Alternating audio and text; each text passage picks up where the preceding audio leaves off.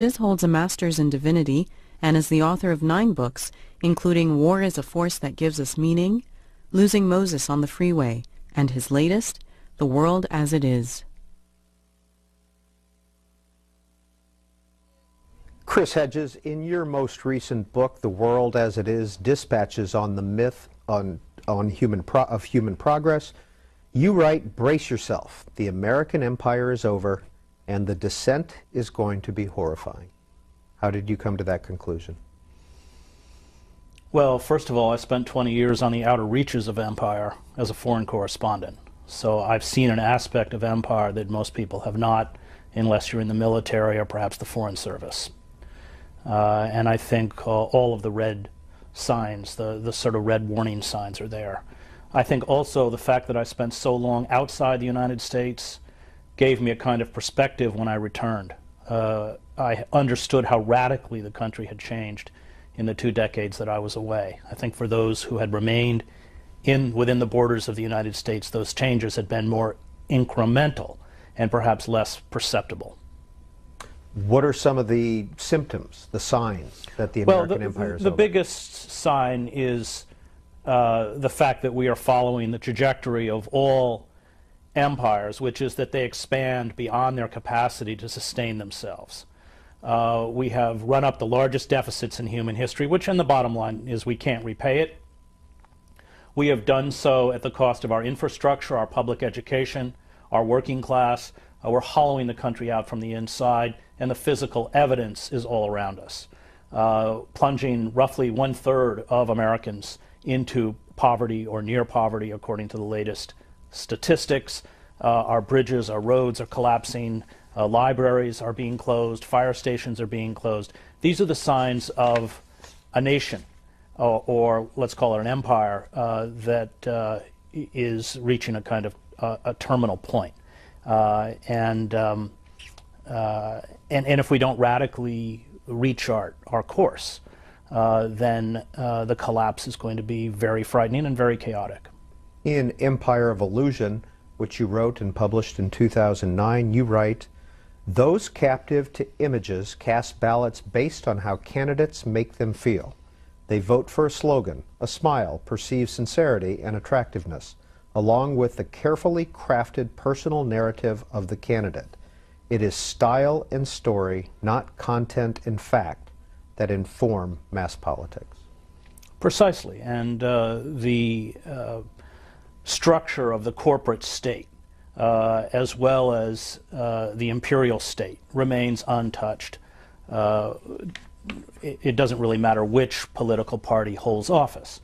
The policies of George W. Bush have been assiduously carried out for the large part by Barack Obama. And even figures like Dick Cheney have confirmed this, whether it is the so-called war on terror, the refusal to restore habeas corpus, the eavesdropping, wiretapping, and monitoring of tens of millions of Americans, which under our Constitution should be illegal, passed for the FISA Reform Act, which Barack Obama supported, whether it is the looting of the U.S. Treasury on behalf of Wall Street. All of these are policies which are bipartisan. And that is because we have undergone, I think, in the last few decades, a kind of slow-motion coup d'etat, a corporate coup d'etat, whereby the citizen is rendered impotent, and it is solely the interests of corporations which are paramount within the circles of the power elite. I mean, one could take many examples, but Obamacare would be a good one. I share the right wing's critique of Obamacare. It's a disastrous bill. It was written by corporate lobbyists, 2,000 pages of it. It is essentially the equivalent of the bank bailout bill for the pharmaceutical and insurance industry, $400 billion in subsidies. Meanwhile, the White House handed out exemptions because these corporations do not want to insure chronically ill children. I mean, think of it in moral terms. It really means that we live in a country where it is now legally permissible for corporations, for-profit corporations, to hold sick children hostage while their parents frantically bankrupt themselves trying to save their sons or daughters. This is the kind of world the corporate state creates. And the Democrats and the Republicans are both handmaidens of corporate interests, which is why Congress has such a low approval rating. I mean, the American public's not fooled by this. In 2010, Death of the Liberal Class came out. Here's a quote: "The election of Obama was one more triumph of illusion over substance. It was a skillful manipulation and betrayal of the public by a corporate power elite. We mistook style and ethnicity, an advertising tactic pioneered by Calvin Klein and Benetton, for progressive politics and genuine change." Sure, Obama functioned as a brand. Now remember, 2008, the financial collapse, Wall Street was terrified. They thought they'd been found out. They thought they would have to pay a price for their criminal activity, fraudulent activity, and malfeasance. And Obama functioned as a brand in the same way that people of color or HIV-positive models were used by Benetton and Calvin Klein to associate their products with a risque lifestyle and progressive politics. But as with the function of all brands, we confused a brand with an experience. Obama won Advertising Age's top annual award, Marketer of the Year, because the professionals knew precisely what he had done. He beat Nike, Apple, Zappos. And that's what he was. He, to quote Cornel West, became essentially a black mascot for Wall Street. One of the themes in a lot of your books is criticism of liberals. Why? Because the liberal class was never meant to function as the political left. The liberal class was meant to function as the political center. And I spent a lot of time in Death of the Liberal Class going back to the radical and populist movements at the turn of the century, which were very powerful. Anarcho-syndicalist unions like the Wobblies, the old CIO, Eugene Debs, the socialist candidate for president, polled almost 6% of the vote, 900,000 votes in 1912. Publications like Appeal to Reason and the Masses, which were socialist publications, had wide circulations. Appeal to Reason was the fourth most widely read periodical in the country at the time before the war. And we had about 2 or 3 dozen socialist mayors. Well, what happened was the war itself. And Wilson had run for re-election in 1912 on the slogan, "He kept us out of the war." But with the collapse of the Eastern Front, with Tsarist Russia, the collapse of Tsarist Russia and the Bolshevik Revolution, there was the capacity of the Germans to send, I think, upwards of 100 divisions to the Western Front. And the bankers on Wall Street, who had lent tremendous sums of money to the British and the French, were terrified that if the British and French lost the war, they'd lose their money. So there was heavy pressure on the White House, aided by the Kaiser's decision to begin to try and create a naval blockade around Britain, which sank 3 or 4 American ships, to go into the war. But it had no popular support. And we created, and I spent a lot of time writing about this in Death of the Liberal Class, the first system of modern mass propaganda, the Committee for Public Information, known as popularly as the Creel Commission, because it was headed by a figure named George Creel. Now, the Committee for Public Information and the sort of dark figure, the Grand Inquisitor type figure, becomes Walter Lippmann, who ends up writing a Public Opinion in 1922, sort of the blueprint for control. Manufacturing consent is his phrase. And it's how you use propaganda effectively to manufacture consent. And you don't actually need the harsher measures of the Espionage Act and the Sedition Act, except for the most recalcitrant forces or radical forces. Randolph Bourne, Jane Addams, Debs himself ends up going to prison. But propaganda becomes, in the right hands, in the hands of the state, a much more effective tool to herd people where you want them. And the most important thing about the Committee for Public Information is that it drew on the understanding of crowd psychology or mass psychology pioneered by figures like Le Bon, Trotter, and of course Sigmund Freud. That people were not moved by fact or reason, but manipulated by emotion. And this system of mass propaganda, which created a kind of permanent fear of course, the Hun, was transferred the moment the war was over to the dreaded Red. And there's a great writer I like very much, Dwight MacDonald, who writes of this period, and he said, essentially the war, World War I, was the rock on which these movements broke. Now, this is absolutely vital to understanding what happened to American democracy, because these movements never took formal political power, and yet they were the true correctives to in terms of opening up our democracy, the Liberty Party that fought slavery, the suffragists, the labor movement, later the civil rights movement. These were movements that pressured the liberal class to respond. We saw perhaps the best example of it during the Great Depression, where you had figures like Roosevelt and his vice president, Henry Wallace. And these were liberals who responded to the plight of the underclass and made incremental and piecemeal reform possible. That's what the liberal class is supposed to do when it works. And Conrad Black, when he writes his biography of Roosevelt, said that Roosevelt's greatest achievement was that he saved capitalism, and Black was right.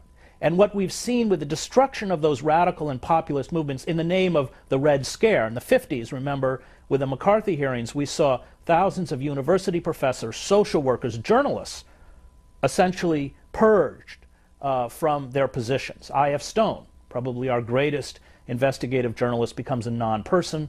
He can't even get a job at The Nation magazine. And that was disastrous because we lost the pressure on the liberal establishment, and then in the name of sort of the battle against anti-communism, we hollowed these liberal institutions out from the inside. So that by the 1970s, let's say, there was no longer any bulwark to protect us from the corporate state. And we were transferred, I think correctly, in the words of the Harvard historian Charles Mayer, by the early 1970s, from an empire, what he calls a production, to an empire of consumption. We began to borrow to maintain both a lifestyle and a level of consumption, as well as an empire we could no longer afford. And that the impediments to that, which had been in place, were essentially removed. And you end up with what I would say are faux liberals, people who speak the language of traditional liberalism, like Bill Clinton, and yet serve the interests of the corporate state. So it's under a Democratic administration under Clinton that we get some of the most egregious assaults against the working class in this country. NAFTA, the greatest betrayal of working men and women in this country since the Taft-Hartley Act of 1948. The destruction of welfare. I mean, one of the reasons they keep extending unemployment benefits is because, courtesy of Bill Clinton, once those unemployment benefits run out and you do not have a job, you have to attempt to live on about $143 a month, courtesy of the welfare system. The deregulation of the FCC, so that you have Rupert Murdoch's News Corp and Clear Channel buying up literally thousands of stations, radio and television stations, consolidating it into one entity. The destruction of the banking system. Canada doesn't have a banking crisis. We have about 100 bank closures a year, but Canada has none because it didn't tear down that firewall put in place in the United States by the 1933 Glass-Steagall Act. It didn't tear down the firewall between commercial and investment banks. In short, it didn't allow gamblers or hedge funds to take over the banking system. This was all done under Clinton. And Obama comes in and essentially codifies the destruction of both domestic and international law put in place by the Bush administration, so that he doesn't restore basic civil liberties. In fact, he carries out a further egregious assault against them, the capacity of the executive branch to order the assassination of American citizens, this new Military Detention Act whereby people can be picked up if they are deemed, in the nebulous term, a terrorist, and denied due process and held in military brigs.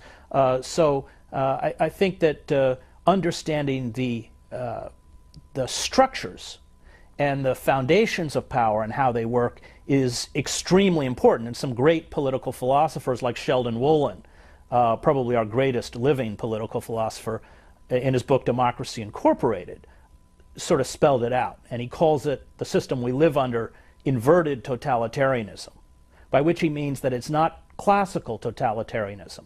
It doesn't find its expression through a demagogue or a charismatic leader, but through the anonymity of the corporate state.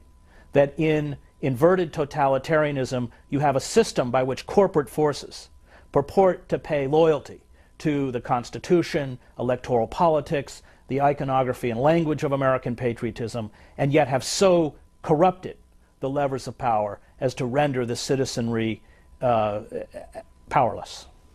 Chris Hedges, back to your book, Death of the Liberal Class. You write that the creed of impartiality and objectivity that has infected the liberal class teaches ultimately the importance of not offending the status quo, The professionalism demanded in the classroom, in newsprint, in the arts, or in political discourse is code for moral disengagement.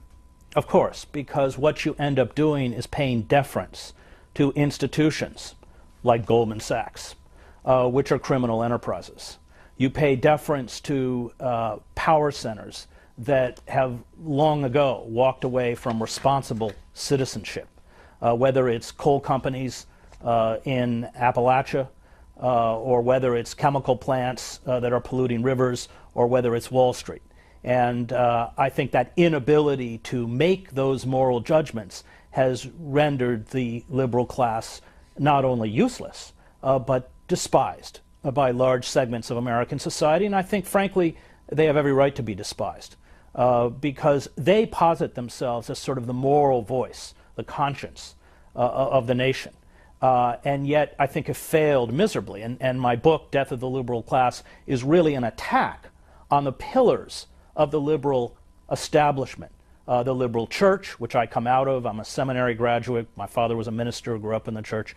The press, and I also come out of it, 15 years at the New York Times, over 20 as a journalist.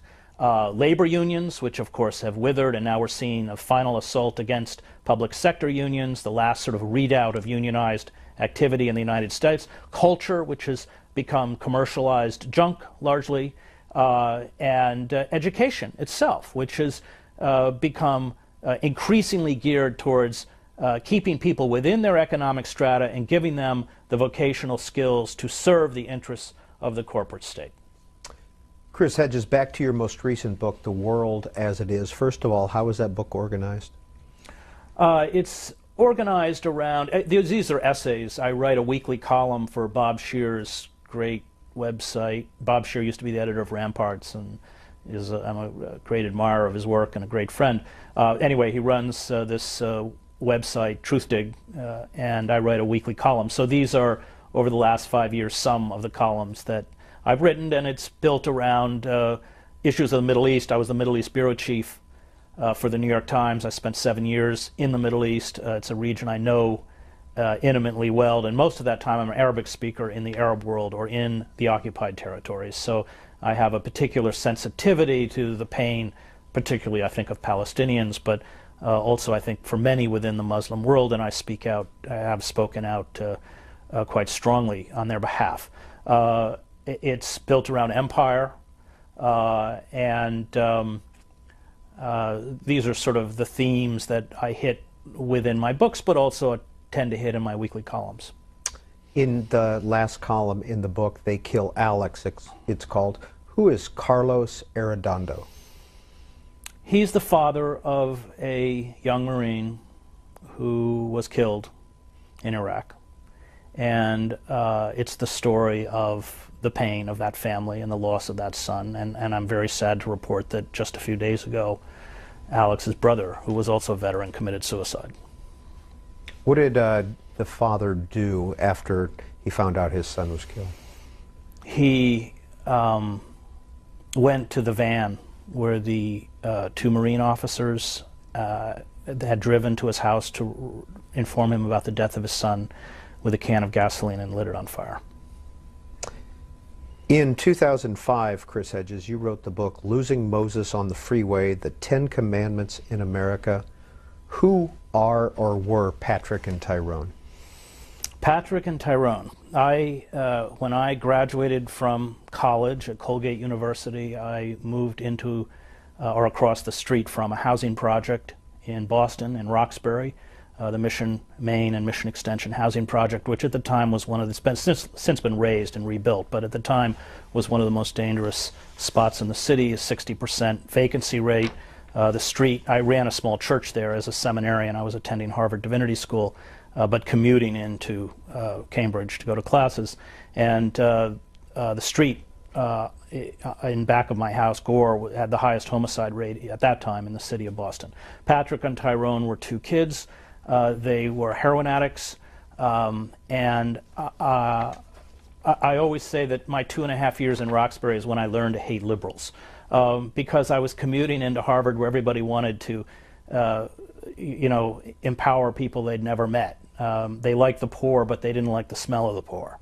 And the matching the rhetoric of this classic sort of liberal Christianity with the reality on the streets of Roxbury was a huge wake-up call for me.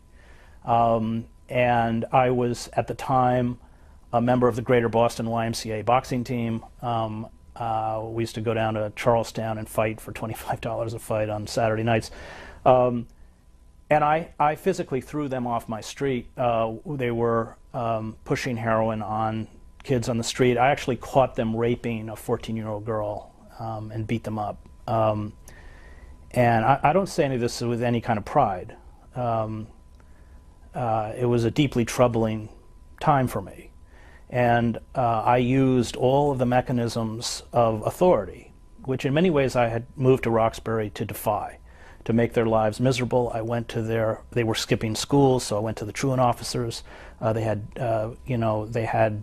petty crime, had committed petty crime. I went to probation officers. I went to the police. They lived for a while in an abandoned house, and I would take out the fuses because they had, rewired the fuse box.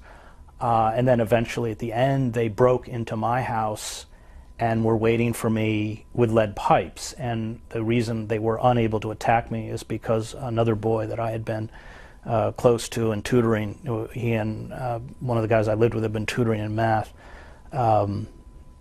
Stanley, found them. I saw the back window of my house broke in the manse and climbed in and informed me. But it was really earth-shattering period for me, because I realized in some sense, and I write that in the book, that I was the enemy, that when I was fearful and cornered, I reached out to the very levers of control that these people could never reach out to, that I had that ability to make the system work on my behalf because I was white and I came from privilege and I was educated in a way that they didn't. And I think that was a really important lesson for me in terms of white supremacy and white privilege and what it means. And I kind of bear it as a mark of Cain, and yet I did it.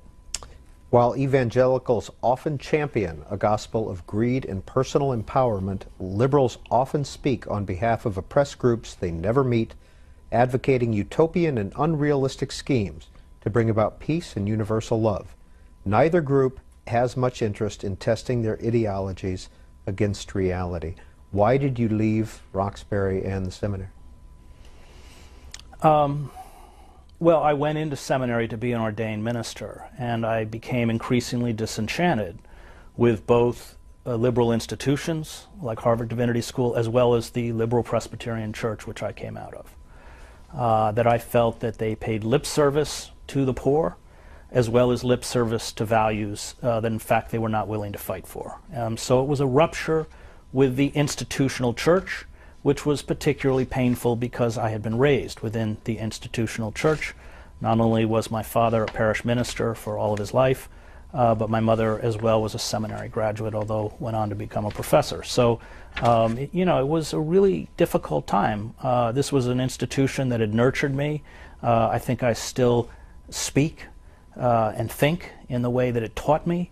That is sort of ethically and finally perhaps even religiously. These are not values I've necessarily discarded, but I had at that point a huge schism with the institution itself. And I'd always written. I had been editor of my high school paper and all that kind of stuff, and had published in the Christian Science Monitor when I was in college, and very interested in what was happening in Latin America at the time. These were military dictatorships, Pinochet in Chile, the dirty war in Argentina, the death squads in El Salvador, this kind of stuff. And my second year in divinity school developed a friendship with a great journalist, Robert Cox, who had been editor of the Buenos Aires Herald. And Bob was an amazing man. He, at the height of the dirty war, would publish the names of the people who had been disappeared the night before on the front page, until he himself was disappeared, and was only saved because he was a British citizen, later knighted. Anyway, he was at Harvard, and that was for me a huge window into, I think, what journalism that had a kind of moral center could be. Bob's great sort of intellectual mentor was Orwell, And so I left divinity school. I would go back and finish, but I left to go to Latin America, studied Spanish with the Maryknoll Fathers in Cochabamba, Bolivia. And when I left, I took, on Bob's advice, the collected letters, essays, and journalism, that 4-volume set by Orwell that I carried with me through that whole year and read and reread and underlined into this day. I think for anyone who cares about writing and cares about journalism as a kind of secular Bible. In that book, Moses, you write about your last night in Roxbury throwing a bottle at the church where you had served and then driving off. Are you still a Christian? Are you a Christian? It depends on whose definition. You know, the London Review of Books reviewed a book I wrote where I've been battling these new atheists, the late Christopher Hitchens and Sam Harris and Dawkins and others, and their judgment was that I was a non-believer. I would call myself certainly a non-traditional believer, but in the end still a believer in the core message of the gospel, in the Beatitudes. I mean, I find one of my frustrations with some of the right-wing evangelicals is this emphasis on law, which is a Hebraic concept. I mean, the Ten Commandments were not, they're a product of Moses. Let's put the Beatitudes up in courtrooms. I'm all for that. And I think that there was a transformation in terms of the theological outlook of the Christian gospel as opposed to what it went before, and it's a theological outlook that I embrace and admire and seek to live by. But in terms of polity, in terms of a particular denomination, whether they would consider me a good Christian, I would suspect most of them probably would not. Good afternoon, Happy New Year, and welcome to Book TV's In-Depth program. This is our monthly program with one author looking at his or her body of work. And this New Year's Day 2012, author, journalist, and columnist, Pulitzer Prize winner Chris Hedges is our guest for the next 2.5 hours. We're going to put the numbers up on the screen if you'd like to participate. 202 is the area code, 737-0001 for those of you who live in the East and Central time zones, 202-737-0002 for those of you in the Mountain and Pacific time zones. And you can email Mr. Hedges at booktv@cspan.org or send a tweet. @BookTV is our handle, twitter.com/BookTV, and we'll get to those calls in just a minute. Mr. Hedges has been writing nonfiction now for about 10 years. He began with his National Book Critics Circle Award finalist book, War is a Force That Gives Us Meaning, which came out in 2002. What Every Person Should Know About War in 2003. Losing Moses on the Freeway, 2005. American Fascists, 2006. And then in 2008, a book came out. It was originally called I Don't Believe in Atheists. It is now called When Atheism Becomes Religion. That's in 2008. Collateral Damage, also in 2008. Empire of Illusion, a bestseller, came out in 2009. Death of the Liberal Class was also a bestseller, 2010. And his most recent, a compilation of his columns from Truthdig, came out last year, The World as It Is. American Fascists and I Don't Believe in Atheists, or When Atheism Becomes Religion. Where did those books come from? I think from the same place, actually. My frustration, part of my frustration with the liberal church is that they didn't call out the proponents of the gospel of prosperity. The idea that Jesus came to make us wealthy. The idea that Jesus, who was a pacifist, would bless the dropping of iron fragmentation bombs all over the Middle East is heretical. And the liberal church equivocated in the name of dialogue, in the name of tolerance, word, by the way, Martin Luther King never used. I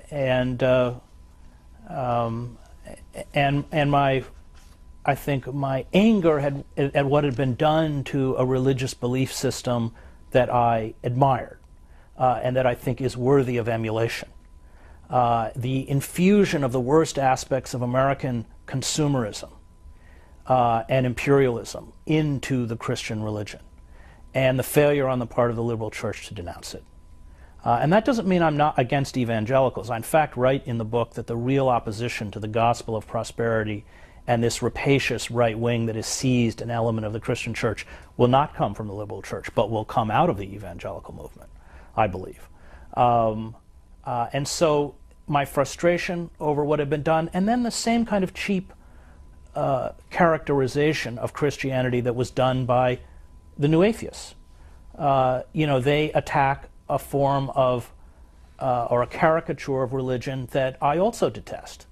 But they can only attack that caricature. And I've debated both members of the Christian right and, of course, Christopher Hitchens in Berkeley and Sam Harris at UCLA, and they can't hear what I'm saying. They can only attack their caricature of who I am, and that's what the Christian right does as well. So if I am debating the Christian right as I have, then I am a proponent of godless secularism. If I am debating a new atheist, then I believe in magic and angels and miracles, which I don't. And I think that fundamentalism can come in secular form. It can come through the language of scientific rationalism. The political agenda of figures such as Hitchens or Harris is really no different from the Christian right, because they elevate Western civilization. So they are attacking the Muslim hordes because they're barbaric, whereas by the Christian right, they're sort of forces of Satan. But the result is the same. And what it really is at its core is a form of self-exaltation in both cases. It is about elevating me above everyone else, morally, spiritually, intellectually, and abrogating the right to impose what I define as a virtue by force on those who are different. And both the New Atheists do it and the Christian right does it.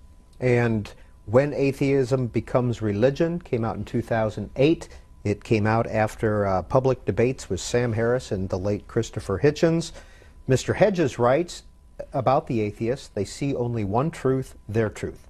Human beings must become like them, think like them, and adopt their values, which they insist are universal or be banished from civilized society. All other values, which they never investigate or examine, are dismissed. When were you with the New York Times? 1990 to 2005. And why did you leave? Well, we had a little dispute over something called the Iraq War. And I'd spent a lot of my life, not only, of course, in the Middle East, but in Iraq. I understood, like most Arabists, that the arguments used to justify the invasion and occupation of Iraq were non-reality based. This is not a political discussion. It's the idea that we would be greeted as liberators and there wouldn't be an insurgency, that democracy would be implanted in Baghdad and emanate outwards across the Middle East, that remember the oil would pay for the reconstruction. I mean, these were just spun by people who had no idea what they were talking about.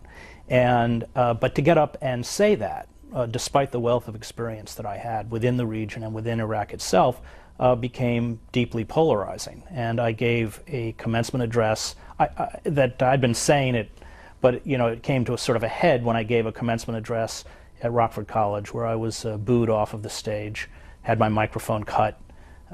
People stood up and started shouting things against me. At one point, they stood up and sang "God Bless America," and I was actually escorted off of the platform before the awarding of diplomas, since they didn't want any sort of fracas by close contact with students. And this got picked up by Fox and the sort of trash talk media, which looped it, hour after hour. And the New York Times responded by giving me a formal written reprimand. Now, we were Guild at the Times, which means we're unionized, and the process is you give the employee a written reprimand, and then the next time they're fired. So I faced a difficult choice, which is that I would have to, in essence, muzzle myself in service of my career. But on a fundamental level, I was very close to my dad, who was a great minister and an activist in the civil rights movement, the anti-war movement, the gay rights movement. His brother was gay, and he was very outspoken supporter of gay rights. I realized at that point that to do so would be to betray my father, and I wasn't going to do that, and so I left the paper. And The World as It Is, Mr. Hedges writes, I have never sought to be objective. How can you be objective about death squads and El Salvador massacres in Iraq, or Serbian sniper fire that gunned down unarmed civilians, including children, in Sarajevo? How can you be neutral about the masters and profiteers of war who lie and dissemble to hide the crimes they commit and the profits they make? That's from his most recent book, The World as It Is. And now it's your turn, David, in Hobe Sound, Florida. You're on with Chris Hedges. Please go ahead. Thank you, and good afternoon to both of you. You spoke of your admiration for Dwight McDonald. The only thing with which I agree with Leon Trotsky about is when he said that everybody has the right to be stupid, but Comrade McDonald abuses the privilege. Well, I'm glad that you're on so that America can see who writes for the New York Times. But get to the question I called to ask.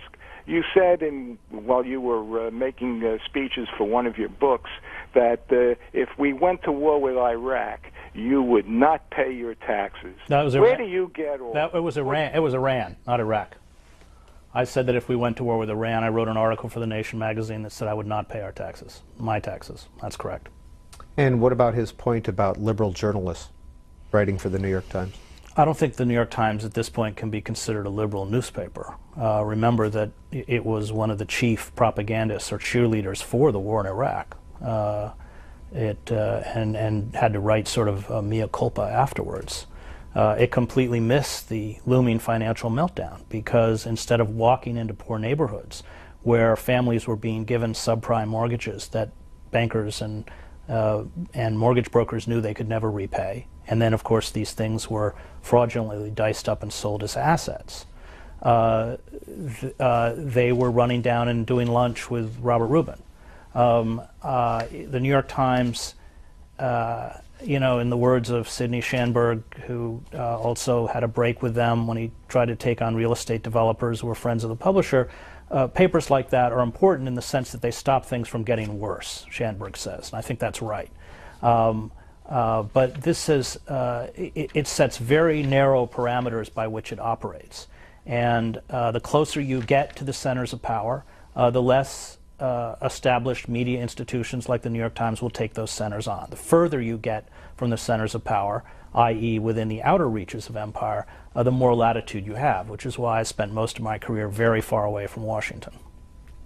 Next call for Chris Hedges comes from Lakeside, California. Mike, you're on Book TV on C-SPAN 2. Hello, to both of you. C-SPAN is top notch, and I remember Mr. Hedges' book, War is a Force to Give Us Meaning, and writing that book back in that time era. Being the California, I can tell you that was burly, dude. I just got a couple quick questions. Mr.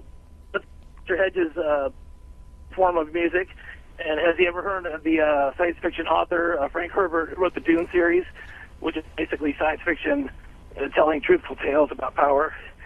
And my third question was, what do you think of the new trend in the pharmaceutical community to sort of blame everybody's genetic makeup for, character defects and that sort of corporate nexus? All right, Mike, thank you for all those questions. Mr. Hedges? Okay, I haven't read the Dune series, so I can't respond to that one. I think what the caller is talking about is something called biological determinism, the idea that morality is determined by biology. I would certainly say that biology has a heavy influence in how we respond. As somebody who has been repeatedly in war zones, I know that when you're afraid, as I've been, you start sort of thinking with another part of your brain, and yet I finally don't believe that biology is a prison. And that I would break with the biological determinists. I think that we do, perhaps not as much as we think, but we do have a capacity for independent action, and I have seen people sacrifice even their own safety or lives to protect others.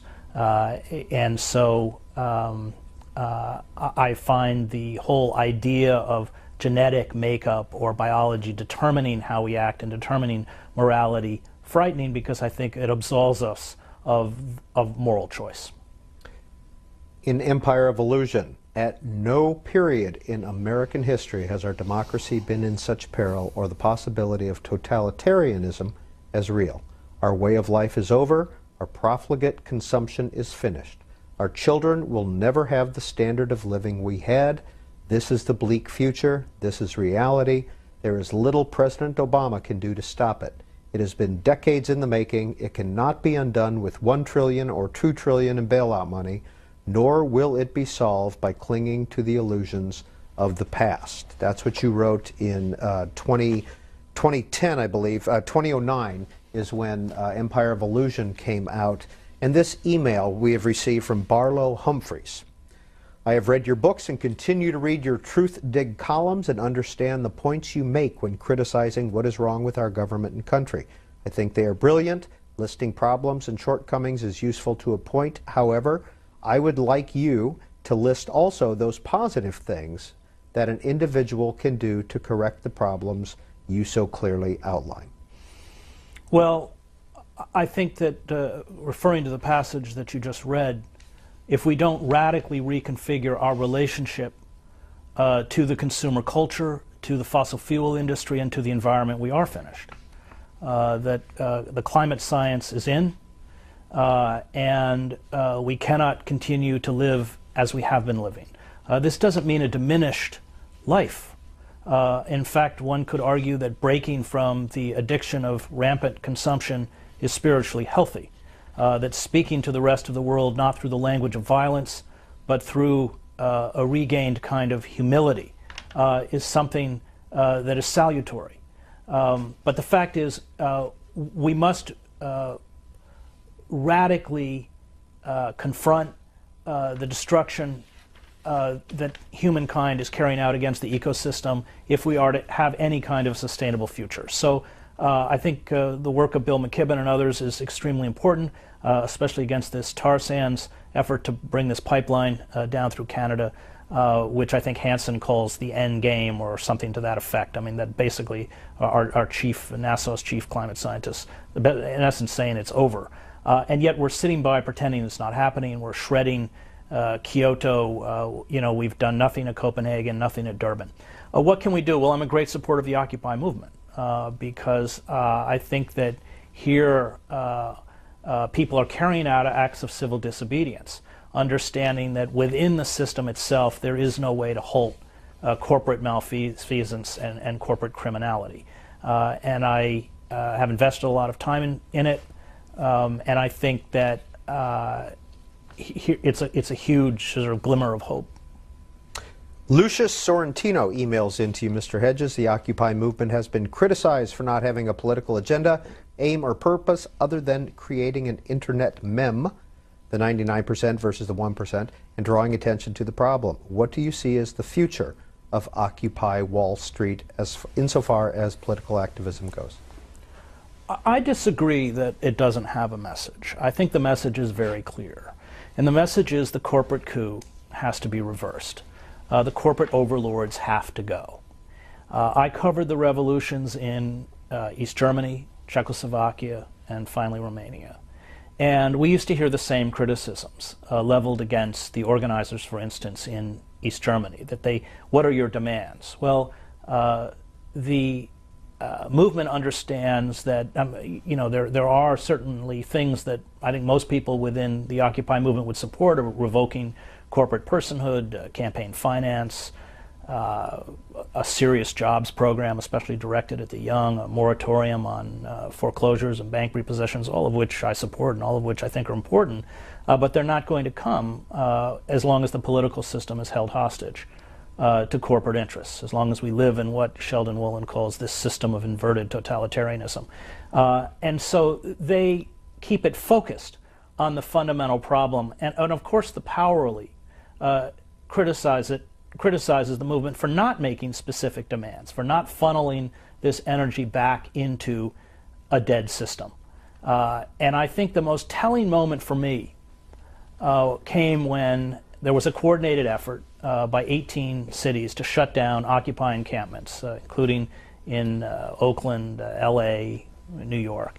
And for me, that was an indication of how tone deaf and out of touch those in power are. The idea that they could physically eradicate these movements and yet not address the injustices and suffering that had given birth to these movements. If they functioned as a liberal class should function, let's go back to Roosevelt and Wallace. If they were serious about attempting to save corporate capitalism, they would have immediately announced a $1 trillion jobs program targeted at people under the age of 25, a moratorium on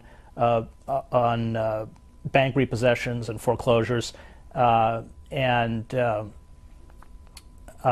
forgiving $1 trillion in student debt. I mean, these would have been the kinds of steps that might have been able to begin to ameliorate the anger, the legitimate anger that has gripped many, many, many Americans, and yet they think they can use militarized police forces, and I've been in the middle of it. I mean, these are like being in a Star Wars movie. They're stormtroopers, in essence, command helicopters up in the sky. These are peaceful protests, directing traffic, instances of very brutal behavior, pepper spraying, beating. I was arrested outside Goldman Sachs. People were being slammed into the cement. To think that they can counter this by force, I think, is deeply misguided and shows how out of touch those in power are. Next call for Chris Hedges comes from Seattle. Bob, thanks for holding. You're on Book TV. Yeah, hi, Mr. Hedges. I really appreciate your work. When the former Soviet Union collapsed, the message that we received here was that capitalism was the victor. There was no alternative to capitalism, unbridled capitalism. And, of course, during the last Great Depression of the Roosevelt administration, communism was an active threat to the elites here. So possibly out of fear, the New Deal was enacted. Since there was a vacuum created by the collapse of the former Soviet Union, the elite, the people here had no alternative. So the elites, of course, no longer have any fear of the people because, of course, capitalism is the only answer. It's the victor. But let me ask you a question. Of your current crop of political people in this country, who would you pick as someone that could rebalance the equation here? Okay, Bob, we got the point. Thank you. Mr. Hedges. Well, first of all, let me talk about capitalism. I'm not actually, I'm not a Marxist. I'm not against capitalism. But there are different forms of capitalism. There's the penny capitalism of the farmers in the small farm town in upstate New York where I grew up, who brought their produce in and sold it. There's the regional capitalism of the local hardware store owner or small business owner who lived in the community, paid taxes, sat on the school board. Then there's corporate capitalism, and that I am against. That's something else. It's supranational. It doesn't care about the interests not only of the community but the nation state itself. It will tear down, as it has, trade barriers and drive production overseas. That's what NAFTA did, and of course now we're seeing large-scale factory closures over the border in Mexico as these corporations move to the cut-rate embrace of China's totalitarian capitalism, or Vietnam or Bangladesh, where people in sweatshops are paid 22 cents an hour, or even prison labor. And because of globalism, because of corporate capitalism, because the destruction of national boundaries, workers in this country and everywhere else are told that they have to be competitive on a global scale, which means being competitive with people who work in sweatshops or prison labor in China.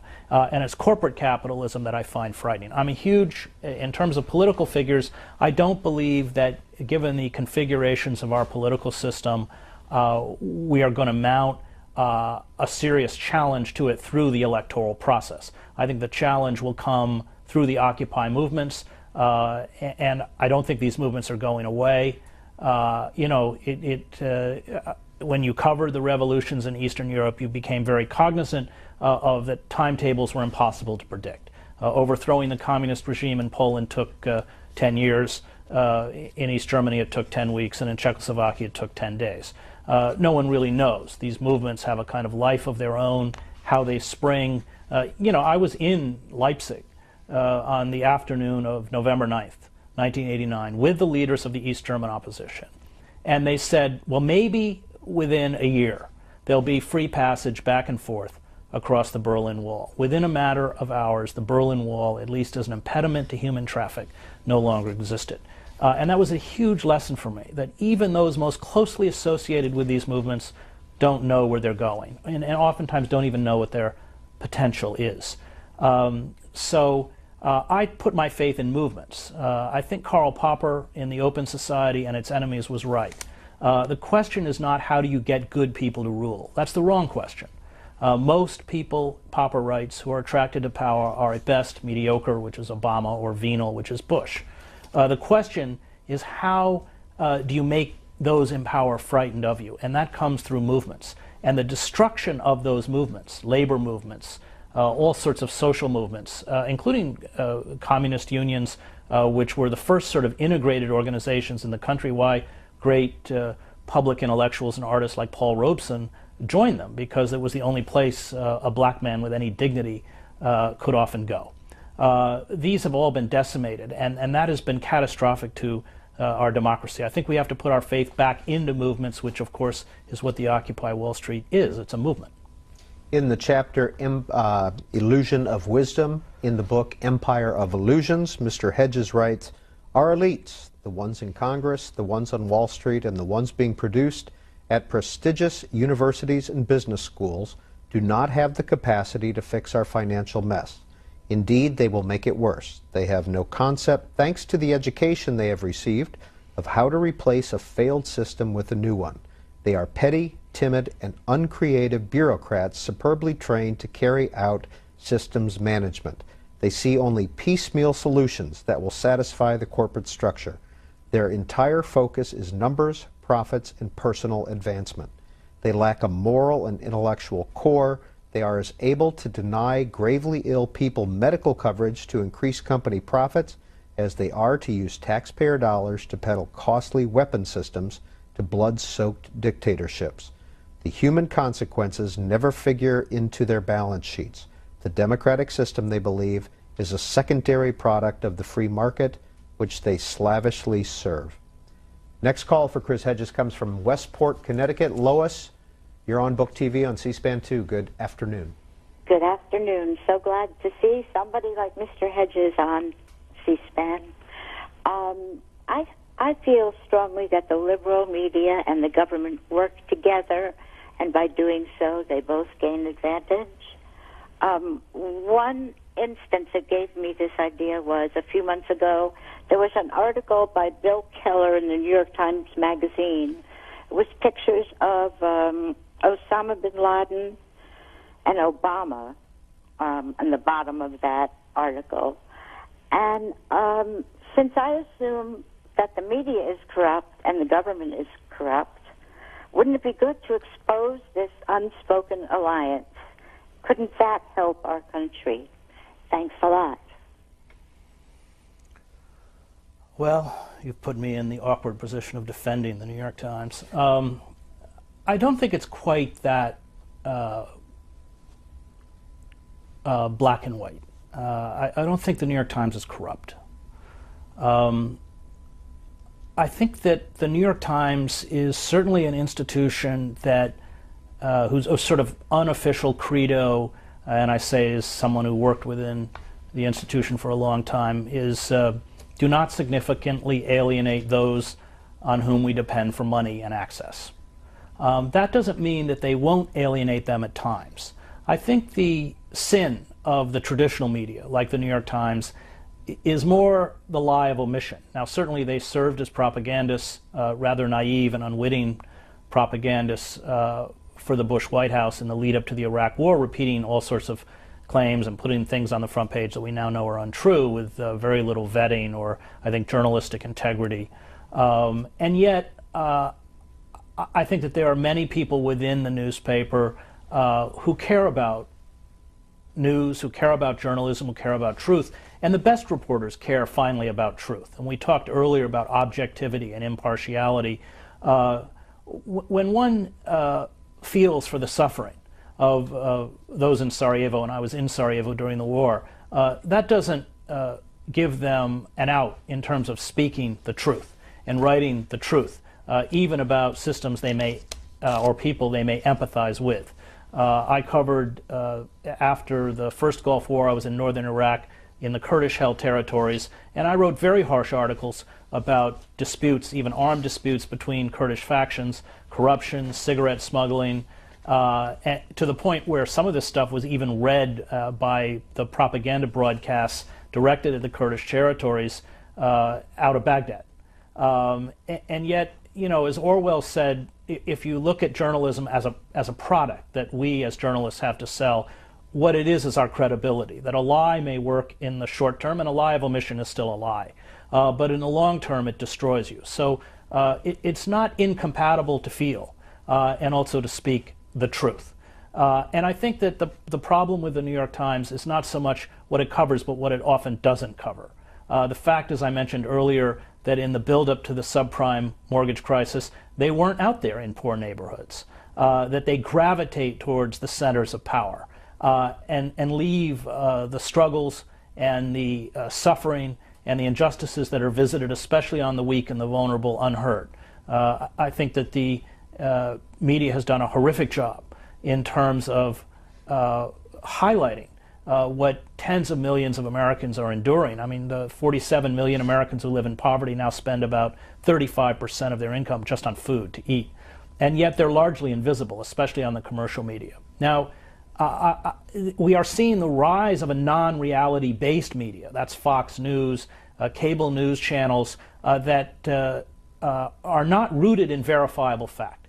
And this frightens me very much. Whatever the limitations of the New York Times, and they have them, and I've been very critical of them, including my book, Death of the Liberal Class, they are rooted in verifiable fact. That discussions are based around verifiable fact. And with the rise of so-called media outlets that discard fact, where opinion becomes interchangeable with fact, then you enter a kind of totalitarian state, because people are allowed to believe whatever they want to believe or whatever they are made to believe. And I see the kinds of attacks that are made by the right wing against the New York Times as not so much ideological.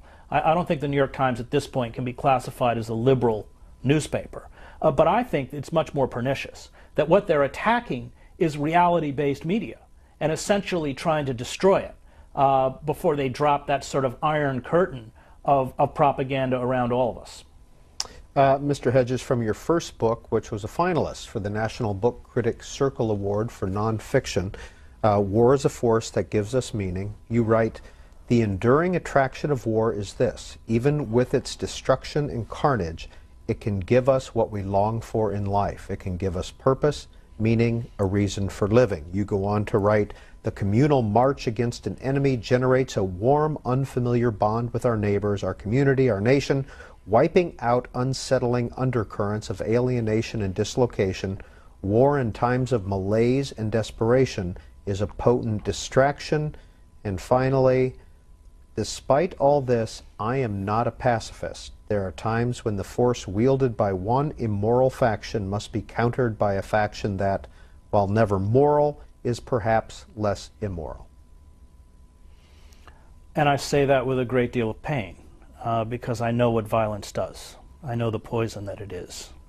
And yet, I was, as I said, in Sarajevo when it was being hit with 2,000 Serbian shells a day, constant sniper fire, 4 to 5 dead a day, 24 wounded a day, including 2,000 children being killed in that city. 45 foreign correspondents were killed there, dozens were wounded.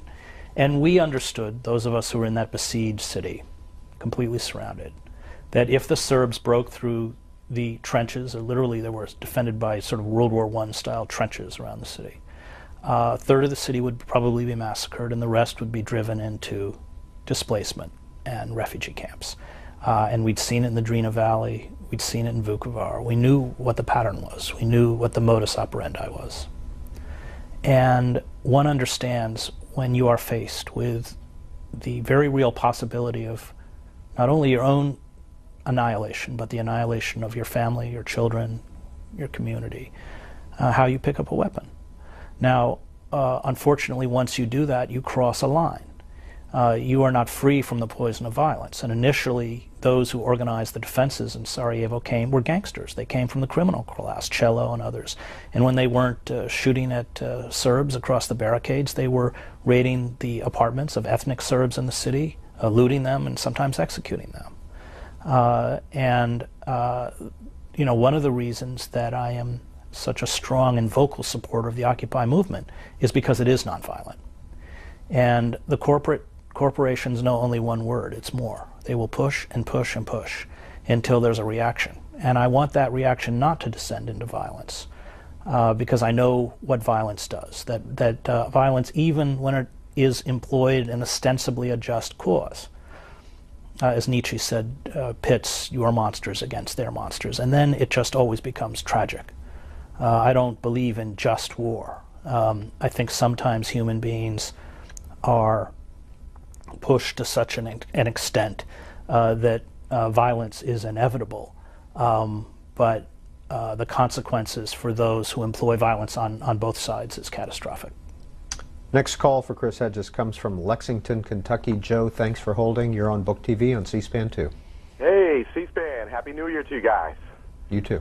Happy New Year, Chris Hedges. I watched you on Link TV. I like your stuff. Thank you.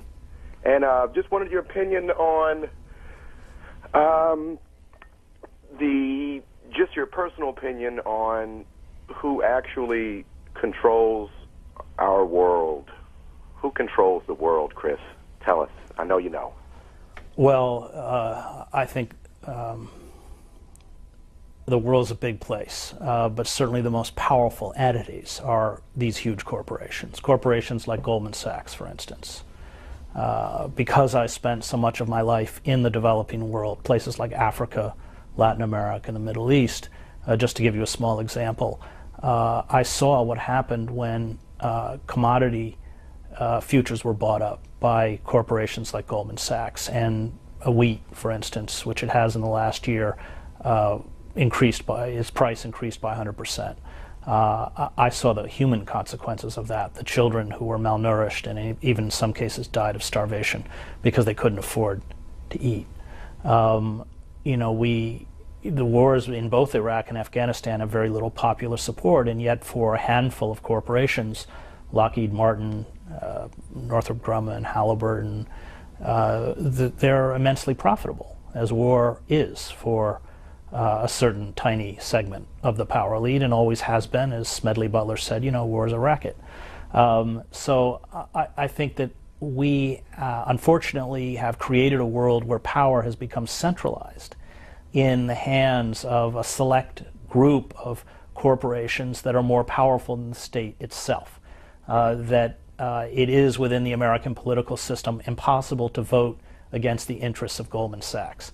And unless we thwart that power, we are doomed, because corporations, unfettered capitalism, and Carl Polanyi wrote a great book about this in 1944 called The Great Transformation, turn everything into a commodity. In that sense, Karl Marx was right. I mean, unfettered capitalism is a revolutionary force. And human beings become commodities, the natural world becomes a commodity that you exploit until exhaustion or collapse. And that's why the environmental crisis is intimately twinned with the economic crisis. And if we don't somehow find a mechanism or a way to break the power of those corporations, they will continue to trash the ecosystem to the point at which life for huge segments of the human species will be unsustainable. Chris Hedges, David Chow's emails into you from New York City. Do you see today's economic and political climate as somewhat resembling that which existed in Germany during the 1930s? Well, Noam Chomsky, and I'm a great admirer of Chomsky, has made that comparison. I think in some ways, yes, it's always difficult to make those historical analogies because one has to be very cognizant of the major differences, including the massive war reparations, the defeat of World War I, the fact that Germany had no real tradition of a liberal democracy under its monarchy. But I think that there are some frightening similarities, the most important being a kind of Weimarization of the American working class, the disenfranchisement of working men and women. It used to be in this country, going back to the 50s into the 60s, that you could work in an auto plant or a steel mill and make a salary that would actually support a family and allow you to buy a small house and send your kids to college, and you had medical benefits and a pension plan, and all of that's vanished. That we have thrust our working class into the service sector economy, low wage economy, households. Not only do people tend to work within the working class more than one job, but almost everybody in the house is working in order to keep afloat. And that has been a devastating change. And I think one of the rise of the Christian right, as I argue in American Fascists, is directly linked to this despair. Because these economic dislocations bring with it destructions of communities, destruction of families, substance abuse, domestic abuse, all the attendant problems that come when communities break down, and people retreat from this reality-based world, which frankly almost destroys them, almost has destroyed them, into a non-reality-based belief system, and all totalitarian systems are non-reality-based belief systems. A world of magic, of historical inevitability, a world where God intervenes on your behalf. And I think the only way to bring these people back into a reality-based world is to re-enfranchise them within the economy. And I think this is something that we saw in Weimar. That it was despair, and all the great writers on totalitarianism, Hannah Arendt, Karl Popper, Fritz Stern, use despair as that starting point that drives people into these very frightening movements. And I think that despair is very prevalent within American society and very dangerous.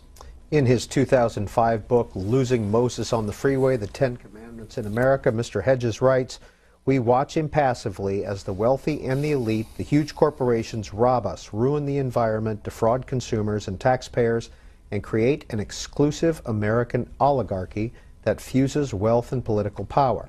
We watch passively because we believe we can enter the club. It is greed that keeps us silent." Susie in L.A., good afternoon. Chris, I want to thank you for your thoughts and your books. They're very deep, and they really open many of our minds to some very important concepts. And you really try, at least from my observation, to present a lot of deep thought and objective reality. I was troubled, however, in the area when you talk about the Middle East, because you talk about your history in terms of knowing Arabic and the people there. But I was wondering also if you had an equal knowledge of Hebrew and the people on that side. Well, I lived in Jerusalem for 2 years. I don't speak Hebrew. That was a conscious decision, because when I worked in the Middle East, to be working in Syria or Baghdad and to speak Arabic and have any Hebrew words creep into your Arabic could immediately land you in prison, although I have to say that eventually in both Iraq and Iran, I was thrown in prison anyway, or jailed for brief periods of time. I have a great admiration and affection for Israel, and I think that the parameters of the debate about the Middle East and about the Israeli-Palestinian conflict in Israel are far broader than they are in the United States. My opinions are not particularly controversial in Jerusalem among most of my friends who sort of yawn and pour themselves another beer. But they are in the United States. The newspaper Haaretz, for instance, the Israeli newspaper Haaretz, I think, has probably the best coverage of the Palestinians of any paper in the country. And all of these articles are written by Israeli Jews. Danny Rubenstein, Amir Haas, Gideon Levy. These are really great journalists, and do Israel credit. So I think that the frustration for many of us old Middle East hands is that we saw possibilities in Oslo and in the relationship between Yitzhak Rabin and King Hussein, and I knew King Hussein and covered Rabin. And with the assassination of Rabin, we watched that hope essentially vanish, and Israel, as the United States has, essentially become captive to a really rapacious right wing. I mean, for instance, the Israeli Foreign Minister Avigdor Lieberman, who has openly called for the ethnic cleansing of Israeli Arabs and Palestinians. I mean, this was unthinkable when I first got to Jerusalem in 1988. And for me, it's really a debate about the health of the Middle East and the health of the Israeli state itself. I don't think that responding to a historical injustice through the use of force and occupation is, in the long term, productive for the state of Israel itself. Yet at the same time, of course, I adamantly oppose, and there are those within the Arab world who call for the destruction of the state of Israel. Most states, including our own, I spent a lot of time in Pine Ridge for a new book, were founded on historical injustices, but I think we have to work out, as we're being wanted to, an accommodation whereby which both peoples can live in dignity. Chris Hedges, what is Pine Ridge, and when will this new book come out? I've been working for 2 years with the comic artist Joe Sacco on a book called Days of Destruction, Days of Revolt, that will be out in June. And we have gone to the sacrifice zones, the poorest pockets of the United States. Camden, New Jersey, which per capita is the poorest city in the country, also the most dangerous. Pine Ridge, South Dakota. It's a Lakota reservation where the average life expectancy for male is 48, the lowest in the Western Hemisphere outside of Haiti. We've worked a lot in the coal fields of southern West Virginia. And I mean, the destruction of the Appalachian Mountains is truly frightening. You know, instead of sort of burrowing for coal, they're just blasting the mountains into a moonscape, into rubble, destroying the water, destroying the air. None of this is going to come back. It's cannibalism. And then finally in the tomato fields and the agricultural fields in Florida with primarily undocumented, although not exclusively undocumented workers, to take, and the last chapter is Zuccotti. When we began the book, we did give it the title, Days of Destruction, Days of Revolt, but the revolt was conjecture. And then towards the end of it, suddenly flowered this movement, which became a kind of expression of what we felt would be a response. We didn't know what the response was going to look like, but we felt there would be a response, a popular response. And it's a look at you know, what happens when you kneel before the marketplace. And when human lives, or the course of human life in human community, are determined by the dictates of the marketplace, and there are no impediments to corporate control, because these sacrifice zones are now expanding outwards across the country. I mean, roughly 1/3 of this country already lives in pretty extreme poverty, or certainly struggles, and that will only grow if the corporate state is not stopped, because their goal is to reconfigure, and we're already very far down that road, into a kind of oligarchic neo-feudalism, where you have a rapacious, moneyed, entitled elite which controls the economy, systems of communication, education, as well as political power, a sort of thin managerial class, and then 2/3 of the country are left scrambling to survive. You're watching Book TV on C-SPAN 2's in-depth program. Chris Hedges, author, journalist, Pulitzer Prize winner, is our guest this month. Mark in Sonora, California, good afternoon. Hi, Mr. Hedges. We had mentioned earlier about going into, I think the other caller, I think he said Iraq, and we were talking about Iran. And I'm kind of wondering, what do you think would take for us to get into Iran? And then what do you think would be the advantages and the consequences if we don't? Well, first of all, I covered Iran. I spent a lot of time there, including some time in Iranian jail cells. I was actually deported at one point in handcuffs. My best guess is that the Iranian regime is trying to build a nuclear weapon. But having come out of the Middle East and spent as long as I have in the Middle East, that doesn't worry me. What worries me is the transference of that technology to non-state groups. Iran has an address, and states that have an address are, I think, very unlikely to use those weapons. I think that Iran wants it as a defensive measure. I think they understand that if Iraq, for instance, had a nuclear weapon in the way that North Korea has nuclear weapons, the Americans would not have invaded.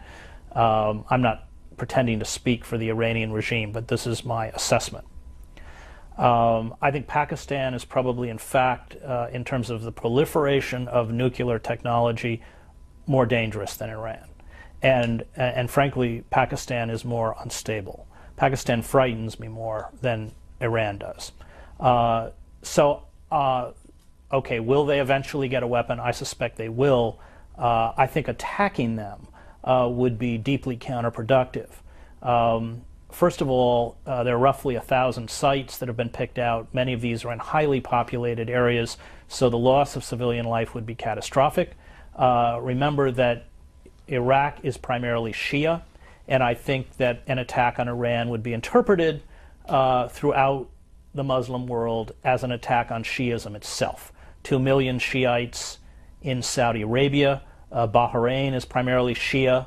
Shia minorities in countries like Pakistan itself. And I think then you would have a kind of conflict go regional. It is my understanding that the Iranians, if attacked, even if Americans are not directly involved, and it is primarily an Israeli attack, although I'm not sure that's possible because I think they have to fly over Iraqi airspace, they will obliterate any American bases, including the Green Zone, in Iraq, with, of course, heavy loss of American life. So I don't want to defend the Iranian regime. They're a pretty perfidious group. Yet at the same time, I think that attacking Iran would really be a disaster. Chris Hedges, how'd you earn the honor of being handcuffed and deported from Iran? And if people wanted to read one of your books and hear that story, which book should they read? I don't know that I put that story in a book. Okay. War is a Force That Gives Us Meaning has sort of the most personal accounts. It's a meditation on war, starting, it's not chronological, but it's a meditation on what war does to individuals and societies. And I draw from many of the conflicts that I covered, roughly a half dozen, from Sarajevo and Kosovo to the first Gulf War, where I was actually captured and taken prisoner by the Iraqi Republican Guard in Basra. And, you know, I've never gone back and reread it. It was such a painful book to write, so I can't tell you whether the Iranian story is in there. But in short, it's just a silly foreign correspondence story. We can fill up 3 hours of those if you want. But what happened was I was supposed to interview the president, Rafsanjani, and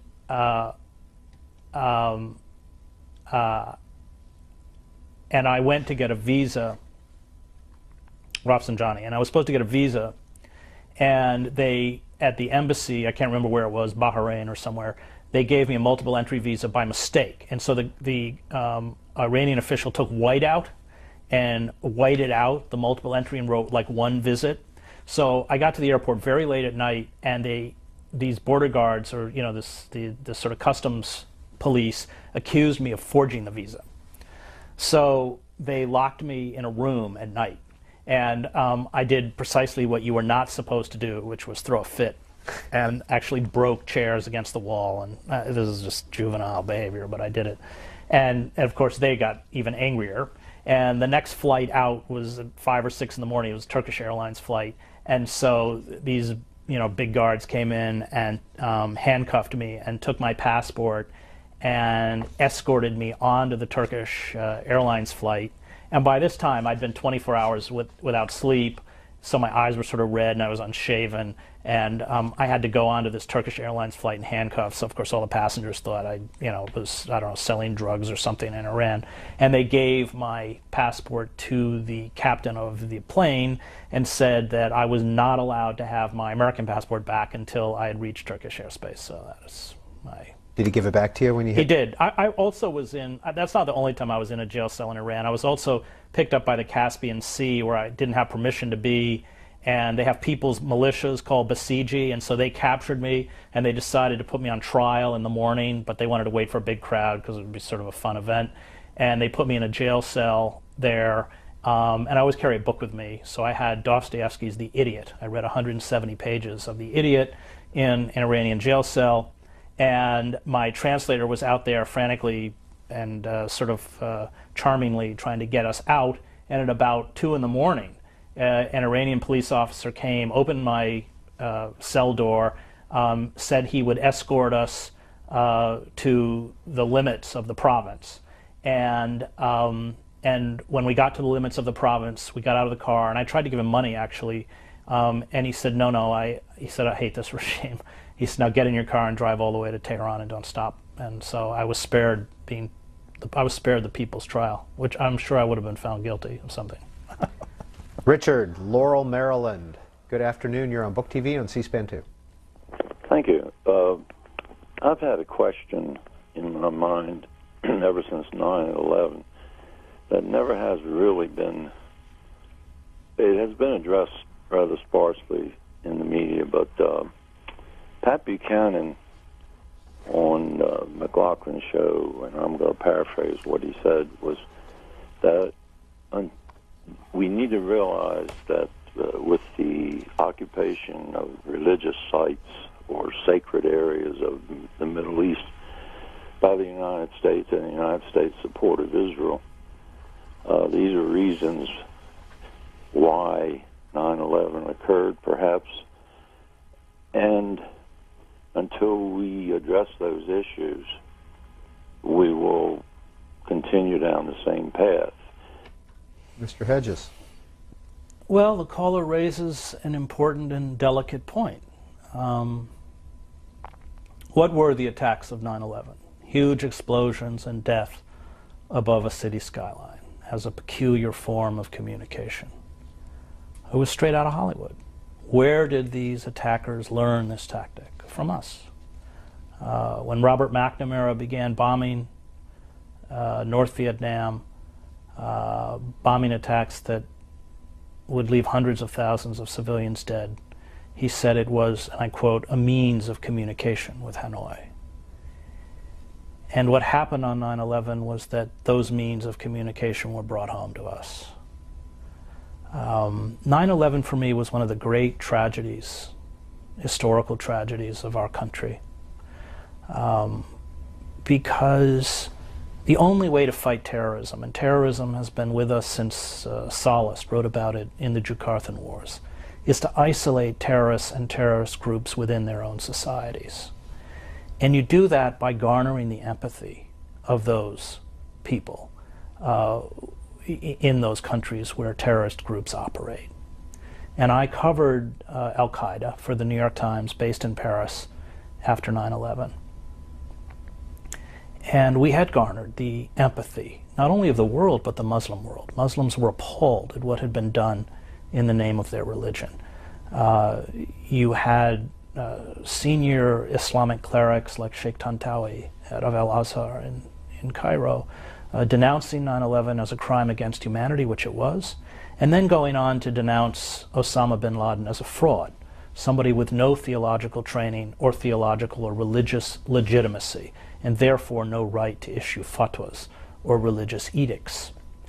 And if we had the courage to be vulnerable, if we had built on that empathy, we would be far safer and more secure today than we are. Instead, we responded just as these terrorist groups wanted us to respond, and that was to begin by dropping iron fragmentation bombs all over the Middle East. The search for Al-Qaeda is not a war. You can't have a war on terror. It's a tautology. Terror is a tactic. It should have been handled by the intelligence community in the same way that Black September was handled by the Mossad, and even then innocent people died. They killed an innocent waiter by mistake at one point, I think in Sweden, but certainly not by conventional military forces. And so I think we played right into the hands of the very forces that we have been trying to defeat.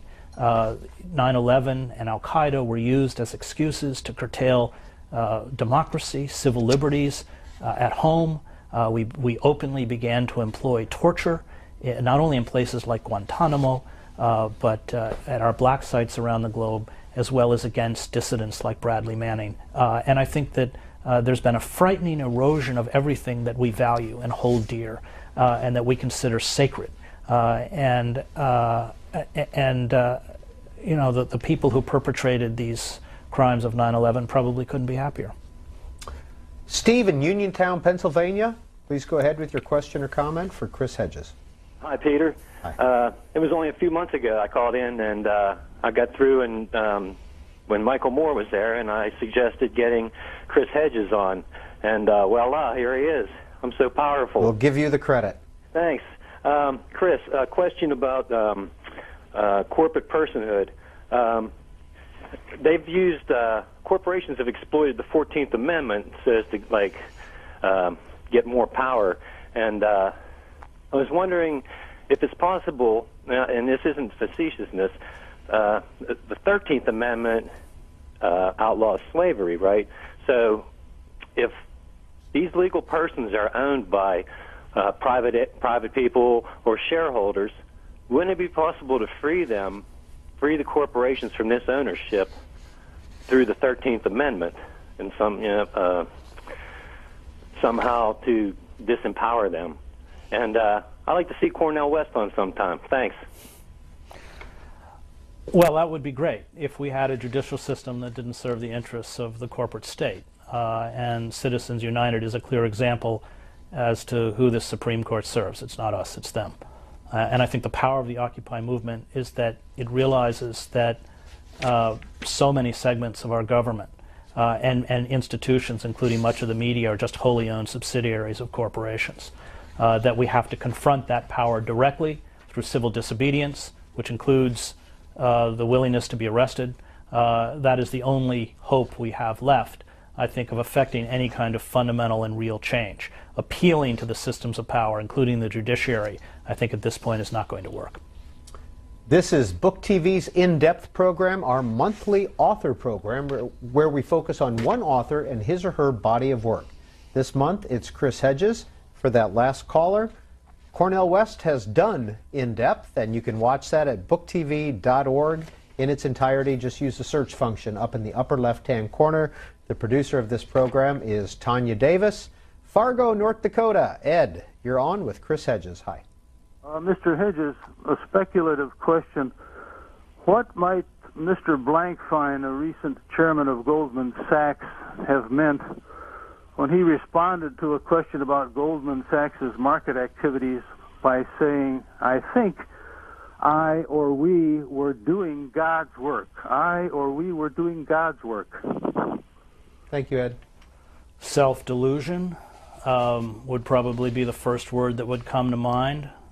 For me, figures like Blankfein and others should be put on trial for the activities that they have carried out.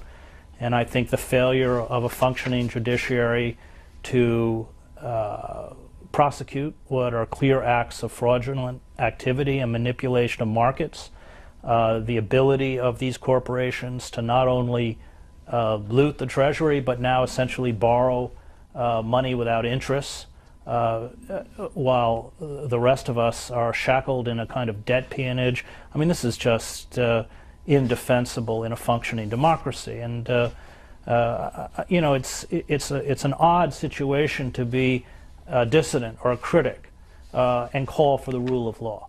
On the political spectrum, traditionally, those who call for the rule of law and the restoration of the rule of law are considered conservatives. And yet that's essentially what people such as myself are doing. I think it's the radicals who've taken power, because that's essentially what we're asking for. We're asking for the application of law to be applied against all people impartially and fairly, and it's not being done. Philippe emails into you, Mr. Hedges, interested in hearing your opinions concerning WikiLeaks, its antagonism with the New York Times, Julian Assange, and Bradley Manning. Well, the New York Times, I wouldn't call it necessarily antagonism because, of course, they printed much of the WikiLeaks document. What you had was they took the information, and there was both on the editorial pages and even within the news pages a kind of character assassination of Julian Assange. I think WikiLeaks was, whoever leaked it, whether Bradley Manning leaked it or not, we don't know, but whoever leaked it exposed clear war crimes, including the killing of a Reuters journalist in cold blood and many civilians through that video where helicopters are attacking civilian vans. And I think that there is a moral imperative for those who see war crimes. I mean, this is what post-Nuremberg laws are about, to report them, even when they are they contravene security requirements. And this is what Daniel Ellsberg did when he leaked the Pentagon Papers. So I think that we can go back to the Pentagon Papers for an analogy, although I think the Pentagon Papers were probably far more destructive in terms of the release of that information to the wider public than anything that came out of WikiLeaks. A lot of the WikiLeaks stuff, and there's so much of it, I can hardly claim to have read all of it, but I read a lot of it, is just gossip, frankly.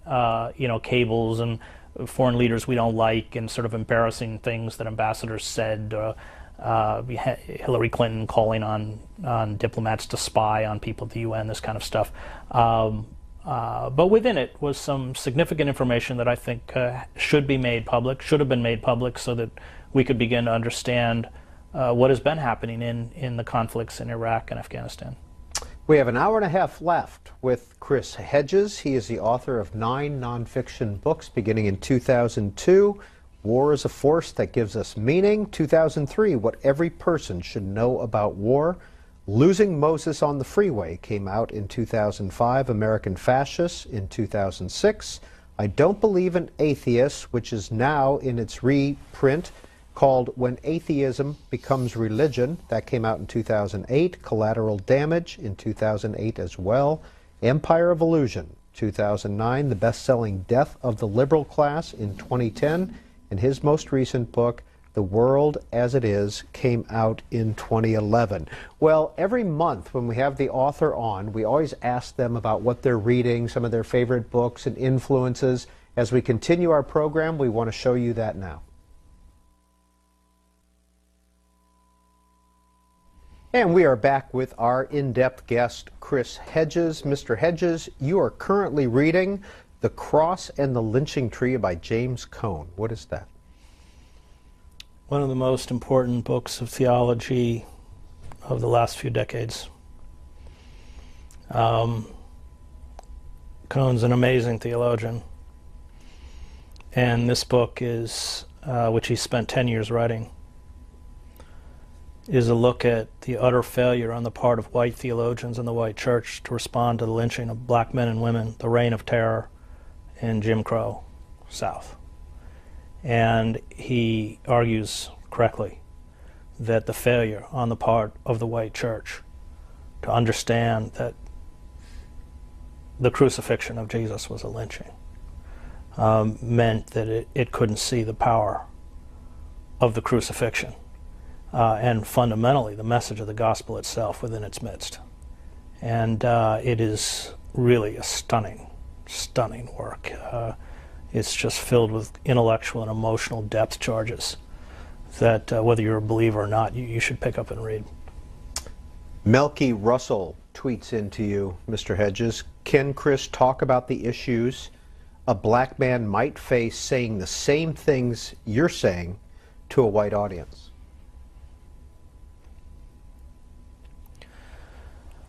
Well,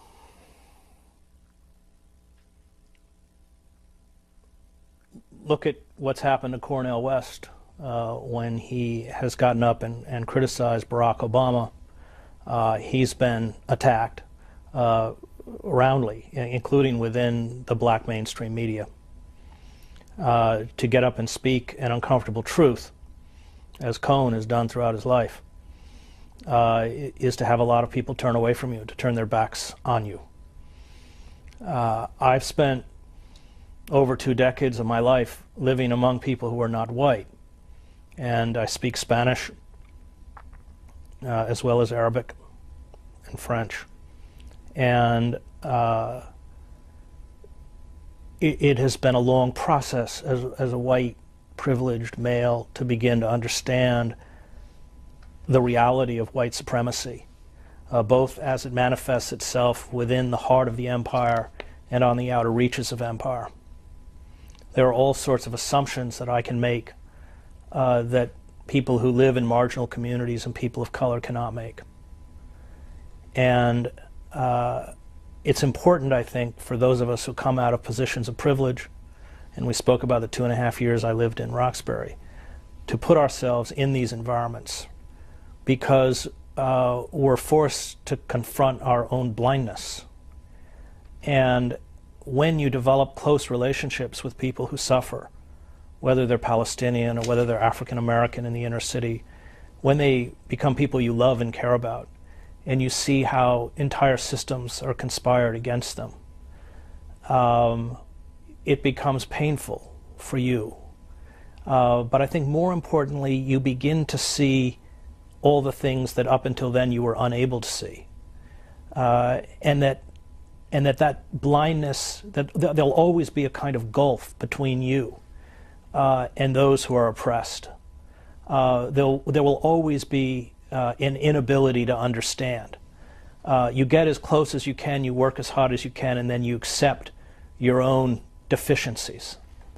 And I think that very, very few people, one of the books you put up there was Litwack, the historian, who's really a remarkable historian, wrote a trilogy of books that I'm about to start. I teach in a prison. I'm about to start in a couple of weeks, and I'm teaching those 3 books. And it's the aftermath of the Civil War, Reconstruction, Jim Crow, and then he wrote a beautiful sort of thin essay, contemporary essay called When is Free Free? But very few, Howard Zinn had it, but I think very few people managed to cross those lines. And it really takes a lot of time, a lot of effort, a lot of work, and a lot of self-reflection and self-criticism. 202 is the area code, 737-0001 for those of you in the East and Central time zones, 202-737-0002 Mountain and Pacific time zones. BookTV at cspan.org is our email address. @BookTV is our Twitter handle. Angela in Farmington, California, you're on with Chris Hedges. Thank you for taking my call. Can you hear me? We're listening. Please go ahead. Thank you. Oh, C-SPAN, good show, Mr. Hedges. You and others like you are the lighthouse in this foggy world. Can you be so kind? Mr. Obama, who is a constitutional attorney, is disheartening that bill he signed to detain someone on suspicion. It is most troubling. Can you lend an opinion, please? It is very, very disheartening. Thank you. Well, I think one of the tragedies of the Obama administration is that here you have a chief executive who's clearly intelligent.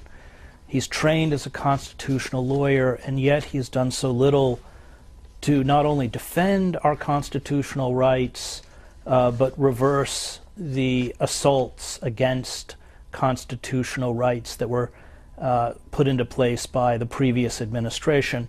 Obama clearly understands where the centers of power lie. He knows that in order to remain in office, he must serve those centers of power, but sadly, it's opportunism, it's careerism.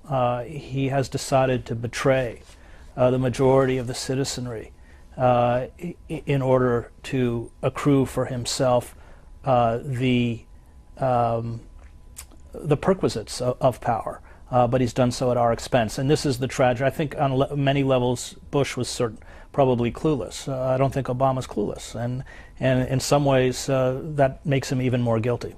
Mr. Hedges writes in Death of the Liberal Class, 2010 is when that book came out. The election of Obama was one more triumph of illusion over substance. It was a skillful manipulation and betrayal of the public by a corporate power elite. We mistook style and ethnicity, an advertising tactic pioneered by Calvin Klein and Benetton, for progressive politics and genuine change. John is in Chicago. John, you're on Book TV. Yeah, Mr. Hedges, it's so nice to listen to you. I do feel that you disparage the democracy in the United States. I've been working on the South Side of Chicago for about 50 years, and I think the progress that has been made in my area of the world is substantial, and it's been done without revolution and in a democracy. And I feel that Obama has all sorts of problems, and yet at the same time, I think that he is a leader of significance. And I'm sorry that you seem to be against democracy as it's being practiced in the United States now. Well, I wish democracy was practiced as it should be in the United States, and I certainly feel that I, as a writer and a citizen, am fighting as hard as I can to reinstate democratic prerogatives and democratic rights that have been taken from us, not simply by Obama. This has been something that's been going on for a while. But I think we have to restore power to the citizenry. by wresting it away from corporations. And I do believe Obama has been complicitous in the diminishing of our rights and of our political power. Next call comes from Anchorage, Alaska. Sharon, you're on Book TV on C-SPAN 2 with Chris Hedges. It helps if I push the button. Sorry about that, Sharon. Am I on now? You are. Okay, good afternoon. I want to go back to your book, Days of Destruction, and ask you, do you make any mention of the Chinese in Africa? I'm interested in your thoughts on this issue. Days of Destruction, Days of Revolt is not come out yet. It's coming out in June, and it is focused solely on the United States. So we don't write anything about Africa. Joe Sacco and I are profiling what's happening internally within the United States. Mr. Hedges, we're getting a lot of emails, tweets, and on this topic, and so I wanted to have you address it. This is from Empire of Illusion, 2009. Universities have trained hundreds of thousands of graduates for jobs that soon will not exist. They have trained people to maintain a structure that cannot be maintained. The elite know how only to feed the beast until it dies. Once it is dead, they will be helpless. Don't expect them to save us. They don't know how. Well, there you go. That's the Occupy movement. We are the people we've been waiting for. And I think the power of the Occupy movement is that they understand that political truth, that the elites aren't going to save us. The elites are, through probably the most sophisticated system of mass propaganda in human history, and they're constantly taking our pulse and having focus groups and finding out what we think so they can parrot it back to us. That's what the public relations industry does, and does very well, to manipulate our emotions. I think that those who have gravitated toward the Occupy movement understand that the elites essentially serve interests that are not our interests, and that it is incumbent upon those of us to get out and carry out acts of civil disobedience if we are going to protect those interests. Next call for Chris Hedges comes from New Milford, Connecticut. George, you're on Book TV. Hi, Mr. Hedges. I'd like to ask you about, you mentioned Smedley Butler a little bit ago. Could you talk a little more about General Butler and his role in the 1930s plot to seize the White House? And also, if you could speculate on why we know so little about that plot and about General Butler himself. Thank you. Well, Butler, who I think served 33 years and 4 months or something in the U.S. Marine Corps, after the war began to reflect. I think we have a current figure, Andrew Basovich, who was a colonel in the military, also engaged in that kind of reflection after he left service, began to look at why interventions were carried out, on whose behalf they were carried out, and Butler writes that he commanded units that invaded the Dominican Republic to make it safe for sugar interests, and Cuba to make it safe for banking interests, and wrote this pamphlet, which isn't very long, quite powerful, called War is a Racket, in which he lays that out. And it's also interesting, as you point out, a kind of historical footnote is that in opposition to Roosevelt and the New Deal, there were industrialists, powerful industrialists, Henry Ford and others, who essentially wanted to carry out a coup d'etat. I'm not 100% on the Henry Ford thing, so I'd have to go back and check my history books. But certainly powerful industrialists that tried to recruit Butler to carry out a coup, and he exposed them. Chris Hedges is our guest. Gretchen Fallon from Arlington, Virginia, emails into you. I'd like to thank you for helping me with your writing to navigate these last several bleak years. I met you during Desert Storm Shield. You were interviewing my Marine Corps husband, a battalion commander. In particular, I thought you were clear-eyed and unsentimental in seeing that the people in uniform were honorable, smart, savvy, and often far more skeptical of coming conflicts than their civilian masters. The beat goes on: Iraq, Afghanistan, and so much more. How can our leaders continue to be so out of touch? Gretchen Fallon, Arlington, Virginia. Well, I'm a huge fan of her husband, Colonel Fallon, who commanded a Marine Corps battalion that I spent a lot of time with, 1st Battalion, 1st Marines, and that went into Kuwait, was one of the first battalions that went into Kuwait. And you know, when the military's good, they're really good. And when they're bad, they're really bad. And in the Marine Corps, sort of the extreme example of that. When they come in like Colonel Fallon, they're remarkable men. He, I remember after the war, I remember two moments. You know, colonels are sort of isolated figures within battalions, and so we talked a lot. And I remember one time he asked me what, because I never sort of like to interview anybody above the level of lance corporal. The higher up you get the food chain, the more sort of spin you get. So I tend to, like Ernie Pyle, stay with the lower ranks. But he once asked me, what do my men think of me? And I said, you know, Colonel, to be honest, they don't really like officers, but they all say Colonel Fallon cares about his men. And he got choked up. And at the end of the war, he had 7 wounded, one of whom pretty seriously. And I told him, I said, you know, having spent, you know, weeks and weeks with you, I think you're really a really great commander and a great leader. And he said, I got all my men home. And you know, on that level, he's a Vietnam vet.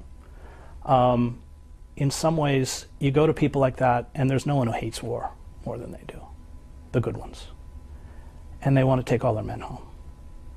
And because of my relationship with the Marine Corps, I spoke to about 250 colonels and lieutenant colonels on the eve of the Iraq War, and got up and gave this long, hour-long talk as to why this thing was really not a good idea.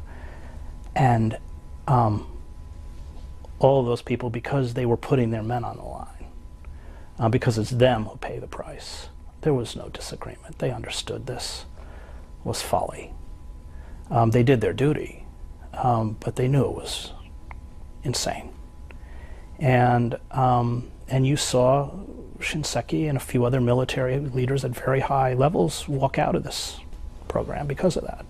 So the idea that somehow the military is a monolith, or that you don't have figures like Colonel Fallon, and having spent time with the military, I have tremendous respect for them. And I think in some ways we've done a terrible disservice to them. I mean, the idea that somehow it's a volunteer force and therefore they ask for what they get. We have plunged thousands of families in this country into perpetual grief and loss. And for what? We don't have a right to do that. We don't have a right to do that to these men and women. As I said, I'm not a pacifist. But you only go to war as a last resort, as a final imperative, because the costs are so grave. And so that comment from Gretchen means a lot to me because I'm a great admirer of her husband. Why did you choose to make the speech at Rockford College in 2003? Why did you choose that college? Why did you choose then? Did you know what the reaction was going to be? No, I didn't. I had been saying similar kinds of things for some time. My book, War is a Force That Gives Us Meaning, had come out that fall, and so inevitably I would be asked about the impending invasion of Iraq. Now, if I was a good careerist, I would have dodged the question, but I felt that was morally not permissible. The only thing I knew about Rockford College is that one of my heroes, Jane Addams, had graduated from there. I didn't know that subsequently the trustee board had posthumously tried to revoke her diploma. So I thought, oh, well, they're just all pacifist socialists like Jane Addams. No wonder they invited me. And got up there and ran right into the buzzsaw. So no, I wasn't at all prepared for what I had to do. It was very uncomfortable. You can watch it on YouTube. To be booed and hissed by a crowd, and you know, at one point have people actually climb up on the podium and try and push me away, and then be attacked over and over, you know, hour after hour. And yet, you know, someone said to me, one of my friends said, well, maybe you should have, like, you know, given the average follow your dream speech, or maybe you should have tried to moderate it. I got about 5 or 6 letters from students there who thanked me for what I was doing, and I always said, you know what, I was really only talking to them. That's it. Everyone else, I don't care about it. So I think I did the right thing. I paid a price for it. I mean, nobody likes to lose their job, and I lost my pension, and my medical benefits and all. I paid a price for that, of course, but you know, war is not an abstraction to me, and you know, without being melodramatic, I've lost friends in these conflicts, and I will go back there, and I want to at least go back from these zones of privilege and comfort that I live in, and be able to say that I did everything in my power, however futile it was, against these conflicts. And I hope that, you know, maybe I'll have earned the right to ask for their forgiveness. Who is Eunice? My wife. You dedicate several of your books to her, and you've taken to writing it in Latin, the dedication. The little, why is that? Oh, because I think it's beautiful Latin poetry, and it's a kind of, except for I suppose Latinists, it's a kind of code between me and her. She's almost a co-author, I have to admit. She's an actor, but she's a great writer, and everything I write is filtered through her hands. I mean, there are whole pages in Empire of Illusion that are basically she wrote, several pages. Two Harbors, Minnesota. Sam, go ahead with your question or comment for Chris Hedges. Yeah, Chris, thank you for taking the call, but I'm wondering if you have any opinion about what corporate America has done to the Native American and our culture. You know, the fact that they are all living on poverty-stricken reservations, and then on the other side they have these multi-million-dollar casinos that are running sometimes in some of the states as well. I was wondering what your opinion on that was. Well, it's the idea that gambling, and this is just outside of reservations, but I think within the country at large, that somehow gambling is a form of development. You see, of course, a big push now to build casinos in Philadelphia. I live in Princeton, so I'm following that debate. It's about an hour away. And this has worked for a few Indian tribes. So there's an Indian tribe in Connecticut it's worked very well for. But like there's one casino that nobody goes into on Pine Ridge. Pine Ridge is a pretty desolate, bleak area. So if you look at the totality of Indian casinos, they've actually not been particularly lucrative. You have a few sort of sterling examples where people have actually been able, or tribes have been able to make money. But Pine Ridge is a, you know, it's the second poorest county in the United States. At any one time, 60% of the people on Pine Ridge are living without electricity and running water. It is really, I mean, you almost have a hard time believing you're in America, frankly. Chris Hedges, Mark Peterson emails into you. I'm a great admirer of what you're trying to do. As a historical liberal, I find myself perplexed at passion I feel for the Ron Paul candidacy. Ron Paul, for me, is a sort of funny guy. I mean, says a lot of good stuff, but for me, libertarianism is sort of a pre-industrial ideology. The idea that government should be so diminished. Well, I mean, the problem is that government is anemic in the face of corporations like ExxonMobil and Citibank and Goldman Sachs and Bank of America. And we need to find leverage by which these monopolies can be broken up and the power of these corporations can be curbed. And so I think Ron Paul is pretty good in terms of empire, in terms of fiscal responsibility, in terms of constitutional rights. But the core of his message, which is essentially to gut government, is one that I think isn't going to do anything to diminish the power of the corporate state. This is from Peter Eggenberger, another email. Your claims about the way the U.S. is run seems plausible, but hasn't it always been run along similar lines since 1776? Furthermore, haven't elites always run societies? Yes, and I think that one could argue that the battle for American democracy has been one long battle against those elites. That, you know, the Native Americans, African Americans, women, men without property, none of these people were invited to the constitutional conventions. It became a battle to open up American society, and these radical movements did that. So none of these radical movements achieved political power, but they were potent forces that the power elite had to reckon with. And I think the destruction of those movements has disempowered us. I mean, one could argue that in April 1968, the most powerful political figure in the United States was Martin Luther King. Johnson was scared to death of him. A year before, King had denounced the Vietnam War. And that's because when King went to Memphis, 50,000 people went with him. And I think we have to rebuild those movements. For those of us who care about democracy and care about justice, it's not our job to take power. Julian Benda wrote a really great book, a French intellectual, called The Treason of Intellectuals. And he said that, we have a choice in life. We can serve privilege and power, or we can serve justice and truth. And those of us who commit to serving justice and truth, the more we make concessions to those who serve privilege and power, the more we dilute the possibilities of justice and truth. And I think King, Malcolm X, Frederick Douglass, Randolph Bourne, Jane Addams, Eugene Debs, Mother Jones, all of these people are figures that didn't make those concessions. And they never achieved formal positions of power, nor, frankly, did they ever strive to achieve formal positions of power. But they defended the interests of the dispossessed. This tweet from NYC118 for you, Mr. Hedges. What do you think of Oprah's role in the culture and religious pursuit of personal wealth? Negative.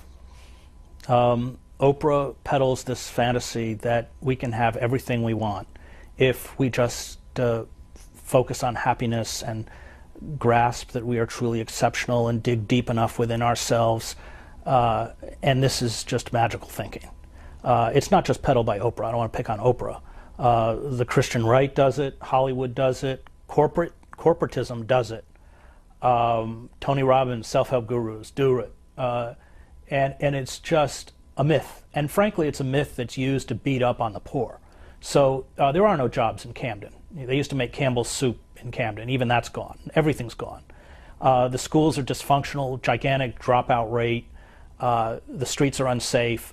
And to somehow tell a poor black child who's not getting an adequate education, not being raised in an environment that provides safety and security and nurturing, and upon that being tossed out into a city where there is no work, that they have to dig deep enough within themselves, is really a way for us to turn our backs on the vulnerable and the poor, and to say, you are responsible. This is what the called cultural message is. You are responsible for your fate. And that's just the way the corporate state wants it, as it sheds job after job after job, as larger and larger segments of American society are reduced to subsistence level, without any kind of job security, without any kind of adequate health insurance, that it's sort of their fault because they haven't managed to tap into their inner strength. This is not only delusional, but in the end, I think, callous to the weak and the poor and to the working class. Does Campbell's have any presence left in Camden? Yes, they have a kind of international office, but it's a completely gated community. So you take the train into Camden, you get on a Campbell's bus, you go through the gate, and you don't go out again. So they have a presence, but they don't make soup there anymore. Glenn, Freeland, Michigan. Good afternoon. You're on Book TV on C-SPAN 2.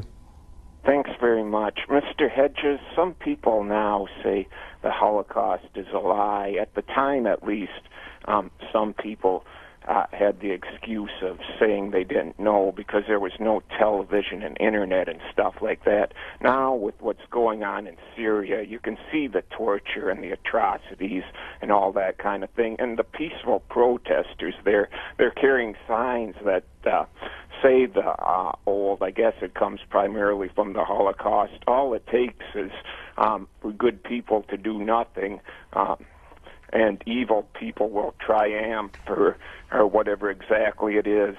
I don't know exactly what you should do, but when you see some of this atrocious stuff coming out of Syria in particular, and some of these other Arab nations going on now, don't you think we should be, I mean, I'm not talking as some trigger-happy armchair warrior or anything. I was against the Iraq war. Glenn, what's your question?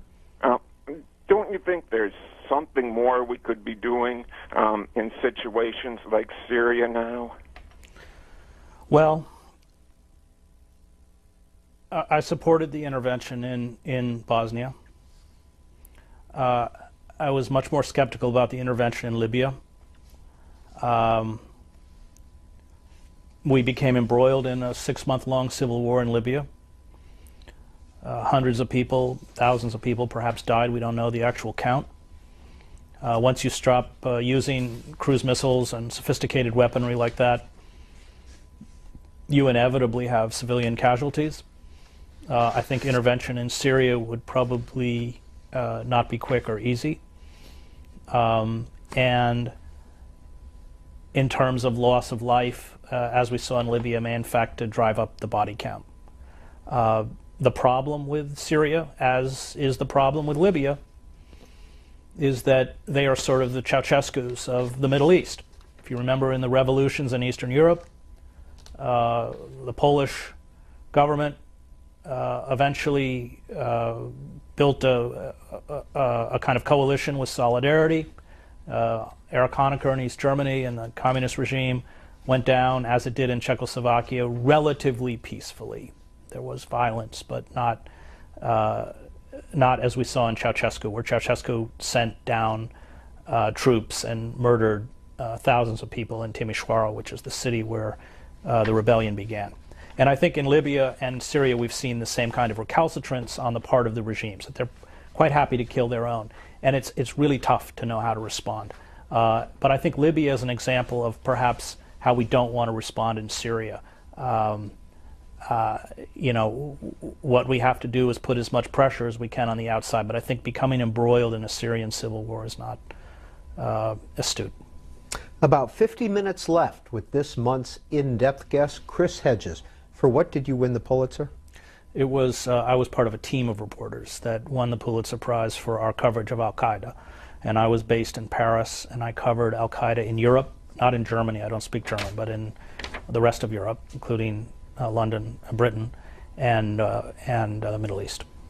And he is the author of 9 nonfiction books. His most recent book is The World as It Is, a compilation of his columns from Truthdig. And his newest book will be coming out in June. Will that also be published by The Nation? Yes, with Joe Sacco, who's done some amazing stuff, including Footnotes in Gaza. Tassari in Queens, New York, you're on. Happy New Year. Happy New Year. Thank you for what you do, sir. I appreciate what you said about men of privilege fighting for social justice. One such man, Mr. John Brown, who back in 1859 died along with his 6 sons for the cause of freedom and against slavery. Fast forward a couple of generations, and an Argentinian doctor went to Cuba to fight also for freedom. And I think in today's world, no matter where you are, what color your skin is, we can all see truth and we can all see injustice. And here in New York, there's a stop and frisk policy that plainly violates the Fourth Amendment. However, it's only brought against young, poor, black, and Latino men.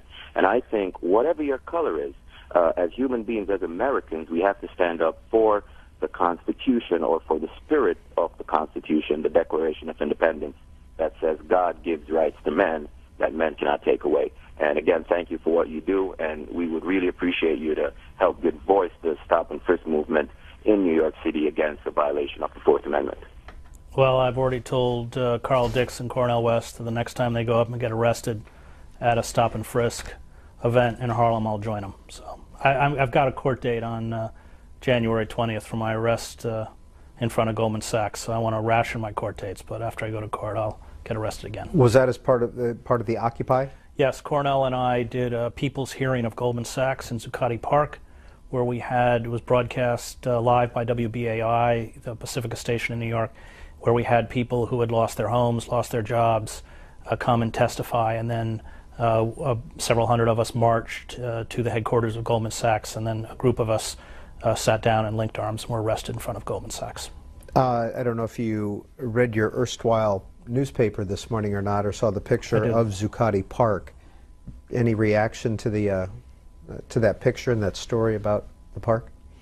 It was barren, and now they're checking bags. Right. Well, I mean, the foolishness of these corporate forces is they think that they can physically push people out of these spaces and the problems will go away. The problems aren't going to go away. The movement's not going to go away. And how will it manifest itself in the future? I don't know. None of us know. But because they refuse to address the core issues that have driven people into public spaces around this country, hundreds of public spaces around this country, because their only response is essentially draconian forms of police control, then they're in for a really long fight, and I hope they lose. Vince Williard emails into you, Mr. Hedges. I have read Empire of Illusion 3 times, probably one of the most important books that I've ever read. I have read Death of the Liberal Class, also an excellent book, dispels quite a few myths of what it means to be a liberal. My question to you is this: do you agree with Morris Berman in his assessment that America is a failed experiment and that it will be necessary for the U.S. to collapse as a capitalist system for us to move on? I would agree with Morris in the sense that we are in the process of collapse.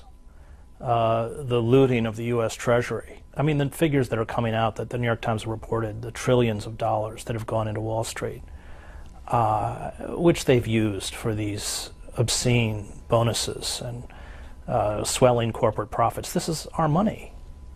And it should have gone to those people who are bearing the price and the cost of their malfeasance, and it's not. Unless there is a radical redirection, then I think that collapse is, I'm too good a reporter to predict the future, but collapse is a possibility. I mean, let's look at the banking crisis in Europe and the Eurozone.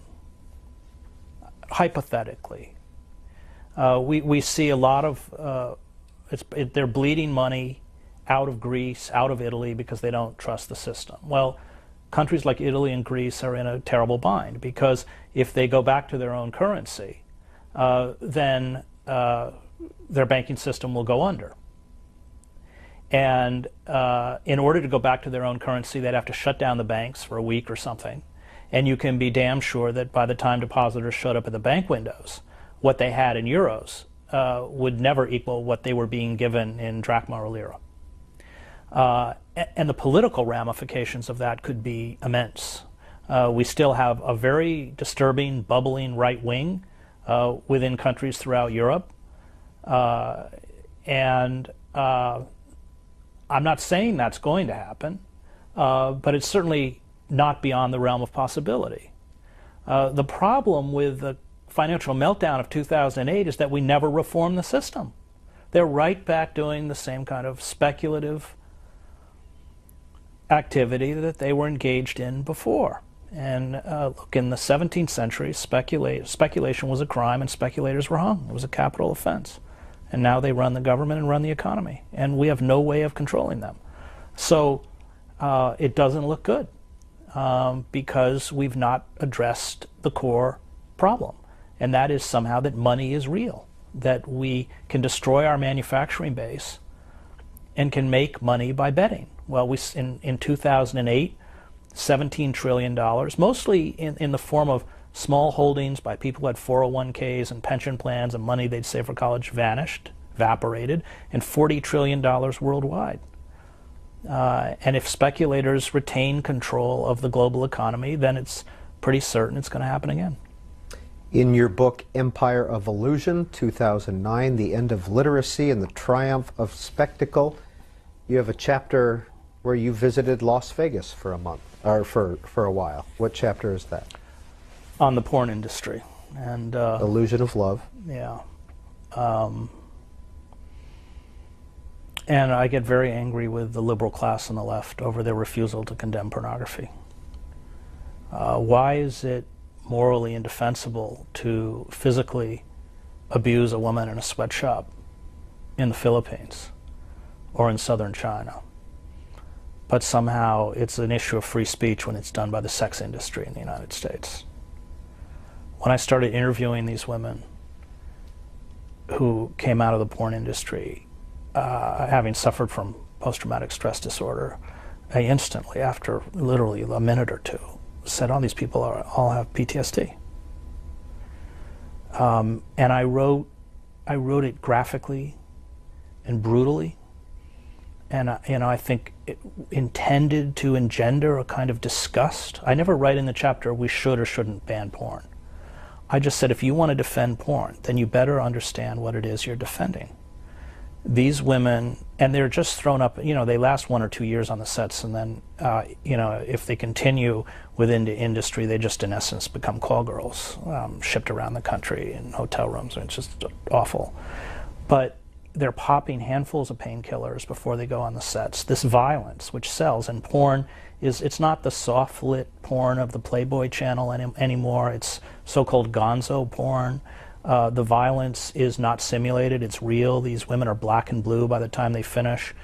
They are constantly going in for surgery for anal and vaginal tears because they're penetrated by 2-3 dozen men in the course of an afternoon, knocked around, abused, insulted verbally, assaulted physically.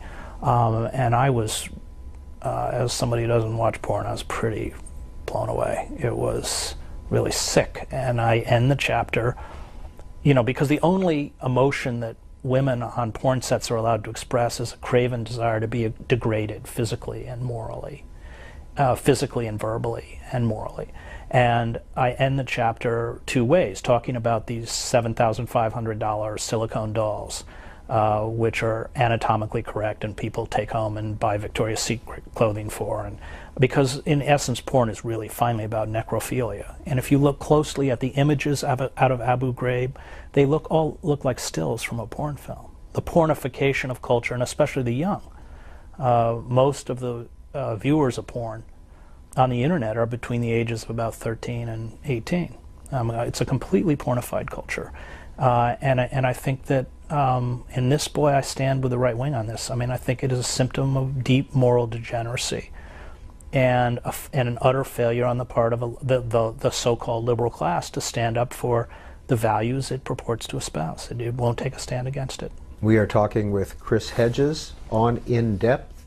He was just discussing his book from 2009, Empire of Illusion. Our next call comes from John in Las Vegas. Hi, John. Happy New Year. It's a wonderful way to start the new year. Listening to Chris Hedges, a very reasoned and reasonable man. But Mr. Hedges, I would imagine your life experience, especially as personified by your appearance at Rockwell, must lead you to the conclusion that no matter how bright we are, the man is not really a reasoning creature, but an emotional creature, and just uses his mind to justify his prejudices. And I think the most perfect example of that is your former friend Christopher Hitchens.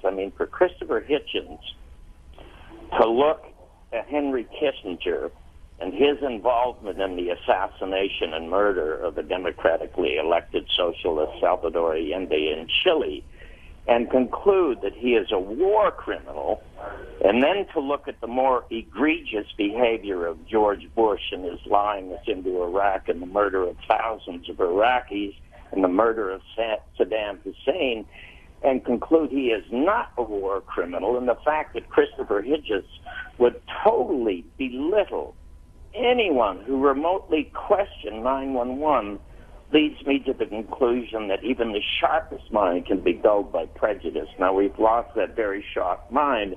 Perhaps Christopher Hitchens had already lost his mind before he died, and I just appreciate your comments. Well, as somebody who has lived in disintegrating societies, I would certainly agree that human beings are not particularly rational. Freud got this in Civilization and its Discontents, written on the eve of World War II, where he talked about two forces, both within the individual and within the society. One being that force of eros, of love, of nurturing, of protection, of life, and the forces of thanatos, the death instinct, that instinct to annihilate all living things, including finally ourselves. And that these two forces are in eternal conflict, both within the individual and within societies at large, and that whole societies can be gripped by forces of thanatos. I think the Serbian society was at the end of the war. They giddily sort of embraced their own self-destruction and death. I think if you look at the end of Nazi Germany, there's a wonderful movie, Downfall, that I think captures it. This German film on Hitler's bunker. Yeah, it's brilliant. but it captures that kind of, having lived in those kinds of environments, it captures that kind of intoxication with death and longing for it. Yeah, I don't think human beings are rational. My struggles with Hitchens were that he, you know, when he was on the left or the right, there was never any nuance for him. He had been a former Trotskyite, and he swung all the way over and became a confidant of Paul Wolfowitz and the neocons. And, you know, he bifurcated the world into blacks and whites, us and them. And unfortunately, you know, that is a vision of reality that the closer you get to the ground just doesn't hold up. How would you describe your relationship with Mr. Hitchens over the years? Friends, adversaries? Deeply antagonistic. Deeply? Yeah. In your book, War is a Force That Gives Us Meaning, you write that war finds its meaning in death. The cause is built on the backs of victims, portrayed always as innocent. The dead become the standard bearers of the cause, and all causes feed off a steady supply of corpses. Mr. Hedges, what's the worst place you've ever been, or the worst situation you've ever been in? There have been moments, of course, where I thought it would be killed. So, I mean, but those were moments. In terms of a place, it would be Sarajevo, because there was nowhere to hide. You sort of have to come out of the military to understand what it was like, because you have to know the weapon systems that were being used against us. 155 howitzers, 90 millimeter tank rounds, Katyusha rockets that are fired in bursts of 12 or 24 and can take down a 4 or 5 story apartment building in a matter of seconds, killing everyone inside.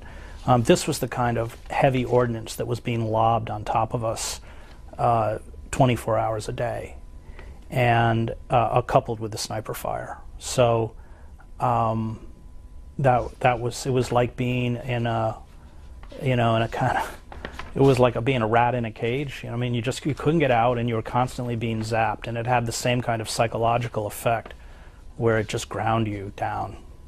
It was really, your nerves break. I mean, combat units know this. I mean, you can't keep, I think it's, they did studies in the military that after 30 or 60 days of continuous combat, 98% of the unit will have become psychologically impaired, and the 2% that aren't were psychologically impaired to begin with. In other words, you know, you stay that long in a situation like that, you inevitably go insane, which is why combat units are rotated out of conflict. I mean, you know, courage is never a constant, despite all these John Wayne movies. And so that was true with Sarajevo. It just ground you down in a way that in El Salvador you would go out into conflictive areas, but you came back to the relative safety of the capital, San Salvador. In Sarajevo, there was no safe place to be.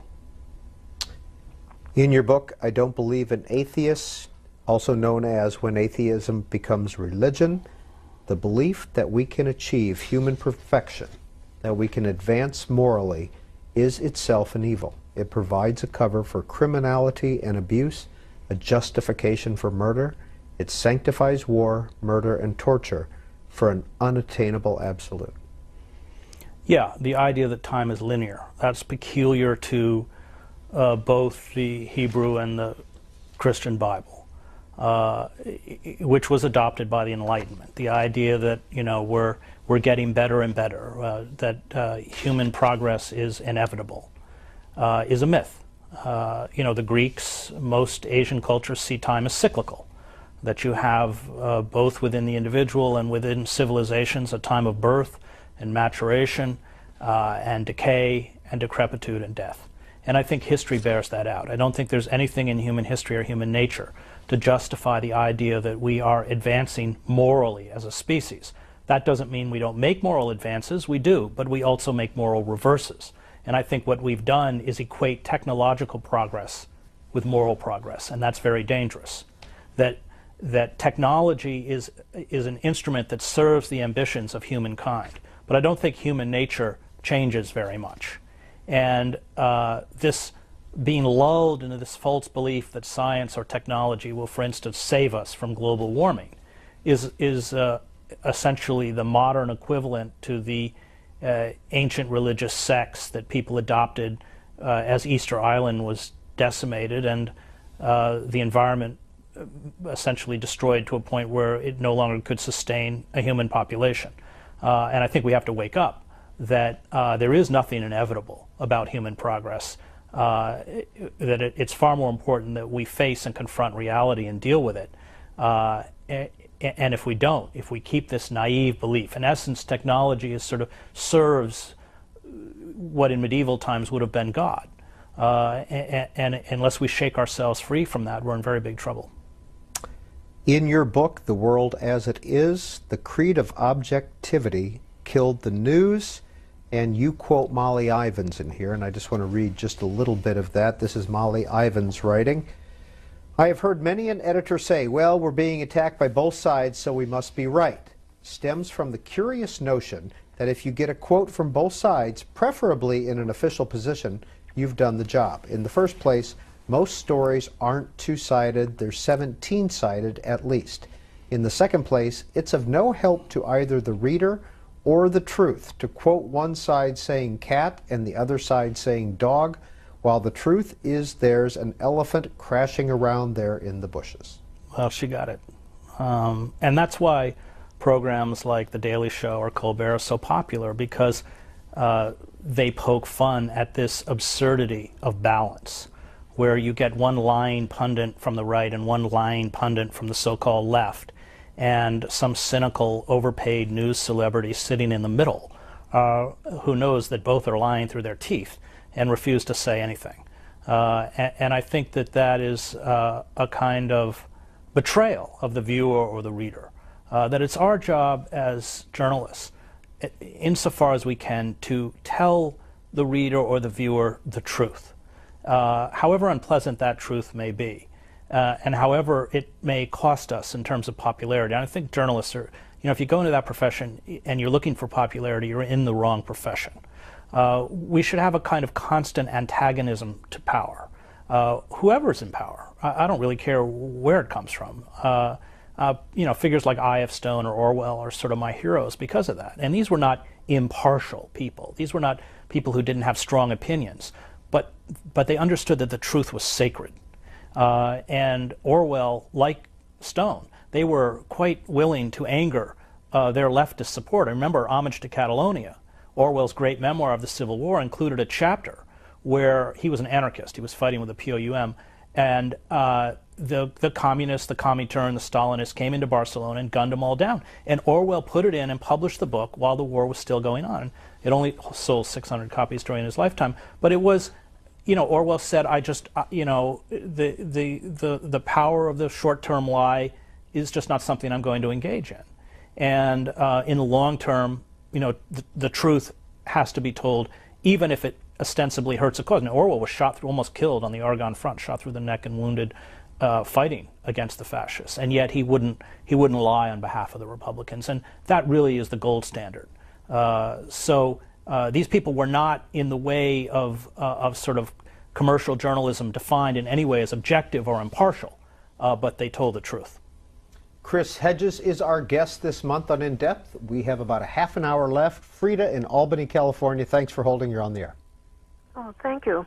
Mr. Hedges, I'd like to know what your thoughts are on slavery, blacks in America, and reparations for the oppressed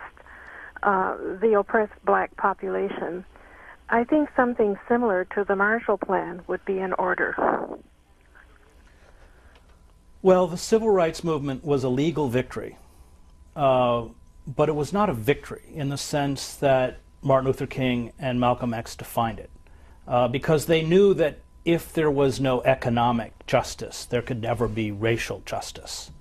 And I think part of the power of the Occupy movement is that it picks up where the civil rights movement left off, that economic justice is the only way to finally overcome racial injustice, that for the bottom two-thirds of Americans, that the civil rights movement pulled about a third of the African American community into the middle class. But remember, if you look at the statistics, now as the bottom is falling out on the middle class, it's African American families that are suffering disproportionately, even within the middle class itself. And I think one could argue that for the bottom two-thirds of African Americans in this country, things are worse than they were when King marched in Memphis or Birmingham or Selma. And we as white Americans have a special responsibility because of the long night of slavery, the destruction of families, the destruction of religion, the destruction of language, the destruction of culture. Even their names were taken from them, in the same way that Germany has a kind of eternal responsibility for what was done to Jews during the Holocaust. And we have walked out on that responsibility. The best schools in this country should be in cities like Camden. The most intricate systems of familial and especially childhood support and medical care should be in the poorest aspects of this country, because these are people who have had the least chance to go anywhere. And one understands very quickly when you spend times in places like Roxbury or Camden, all of the institutions that work to keep the poor poor. Rents in cities like Camden are staggeringly high. Any kind of ability to sustain yourself within the informal economy, which often revolves either around, and families are split. You're either working for the police or in the correction system, or oftentimes you're on the street trying to make money selling drugs. The prison industrial complex and what it has done to African Americans, as the great poet Yusuf Kumanyaka has written, the cell block has replaced the auction block. And that's part of the reason I teach in a prison, because these people have had no chance. And they know that when they get out and they apply for a job, even if they can find a job to apply for, they have to check that box saying they were a felon, that they're stigmatized, that they can't vote, they can't get loans, their credit rating is destroyed. The last time I taught there, I taught American history. What I did is bring in copies of Howard Zinn's People's History of the United States, which fortunately nobody in the prison vetted, and taught it when Zinn is particularly conscious of what African Americans have suffered throughout American history. But there were days I just walked out into the parking lot of prison and just wept, because there were so many great minds, so many great kids that tend to be young, who thirst for knowledge, who wanted a life, and I understood, but more importantly, they understood all of the walls that had been built around to deny them that. So I think when you use the word reparations, I think yes, not in terms of maybe cash checks, but in terms of building social programs. Lyndon Johnson made a step towards this, towards bringing these people back into the embrace of the country as a whole.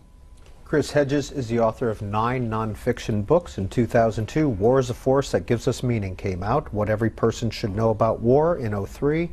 Losing Moses on the Freeway came out in 2005. American Fascists, 2006. When Atheism Becomes Religion, 2008. That's when Collateral Damage came out as well. Empire of Illusion, 2009. The best-selling Death of the Liberal Class in 2010. His most recent, The World as It Is, came out in 2011, and coming out in June 2012 is Days of Destruction, Days of Revolt, that I'm doing with the great comic artist Joe Sacco. So a lot of it, 50 pages, will be illustrations and comic panels. And if people want to read your writing or read about you, what's the best website? Truthdig. I don't have a personal website, and I don't tweet. Why? I'd rather read books. I think that there are too many distractions offered, these kind of virtual hallucinations. In order to think, you need quiet and solitude. You can't have anything in your ear, and you can't have somebody tweeting you, that they're going downtown to go eat. At some point you will need to develop your own website? No. I don't. That's all about the culture of self-promotion, I think, and it's something that I really want to guard against. I don't have a television. I try and read every night for 2, 3, 4 hours. Putney, Vermont, you're on with Chris Hedges. Go ahead, Jack. Hey, Chris, you're amazing to listen to. You and Richard Wolff, between the two of you, take up a lot of my time listening. I'm going toward the environment. I got a list here of 1 million things, and I can only have a short time. So we're running out of time. You know it. Yeah. I know it. The people that know it really know it.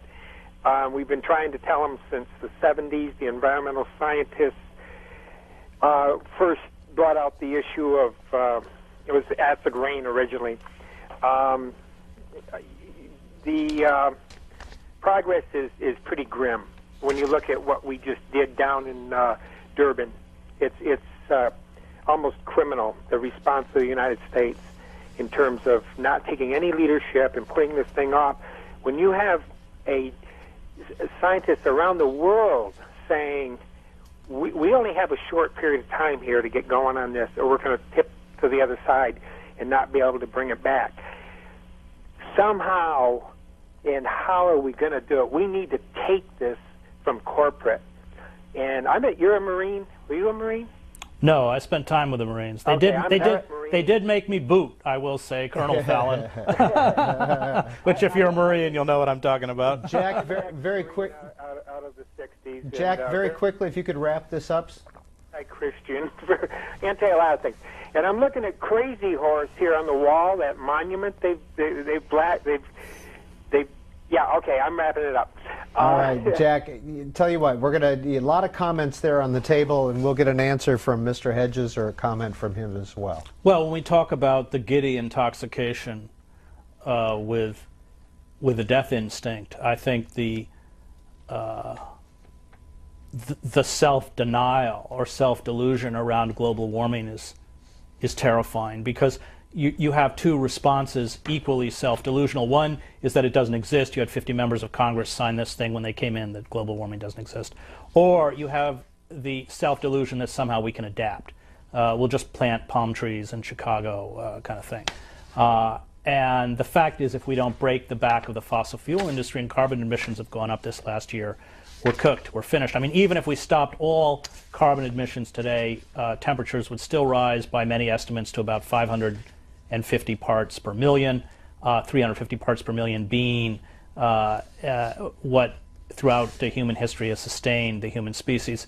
It is the book Empire of Illusion, the subtext is the end of literacy and the triumph of spectacle. It is the triumph of spectacle. What are we? Our emotional and intellectual energies are diverted to what? The Kardashian. I can hardly keep up with it. The Kardashians or Anthony Weiner's boxer shorts, or it's just every week there's something else. And it's, go back and read the end of ancient Rome. Cicero, inveighing against the absurdities of a Nero and of the Colosseum, and the investment of emotional and intellectual life into the arena, and look at the entertainment industry, the way sports, professional sports, college sports, celebrity culture has essentially, they flicker like the images on the wall of Plato's cave, and we're unable to see that the world's on fire. And so I think the caller is right, that it really is that dire,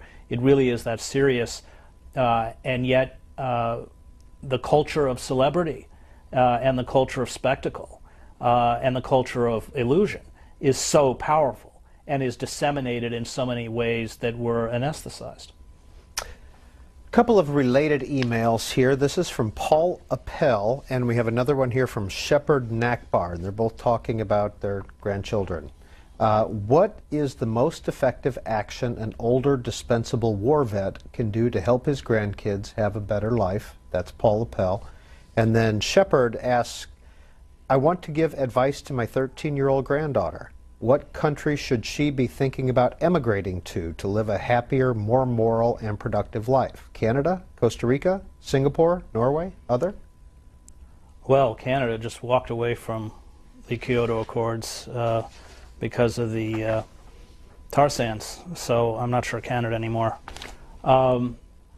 I don't want to go anywhere. I want to save this country. My family's been here for a long time, 1633.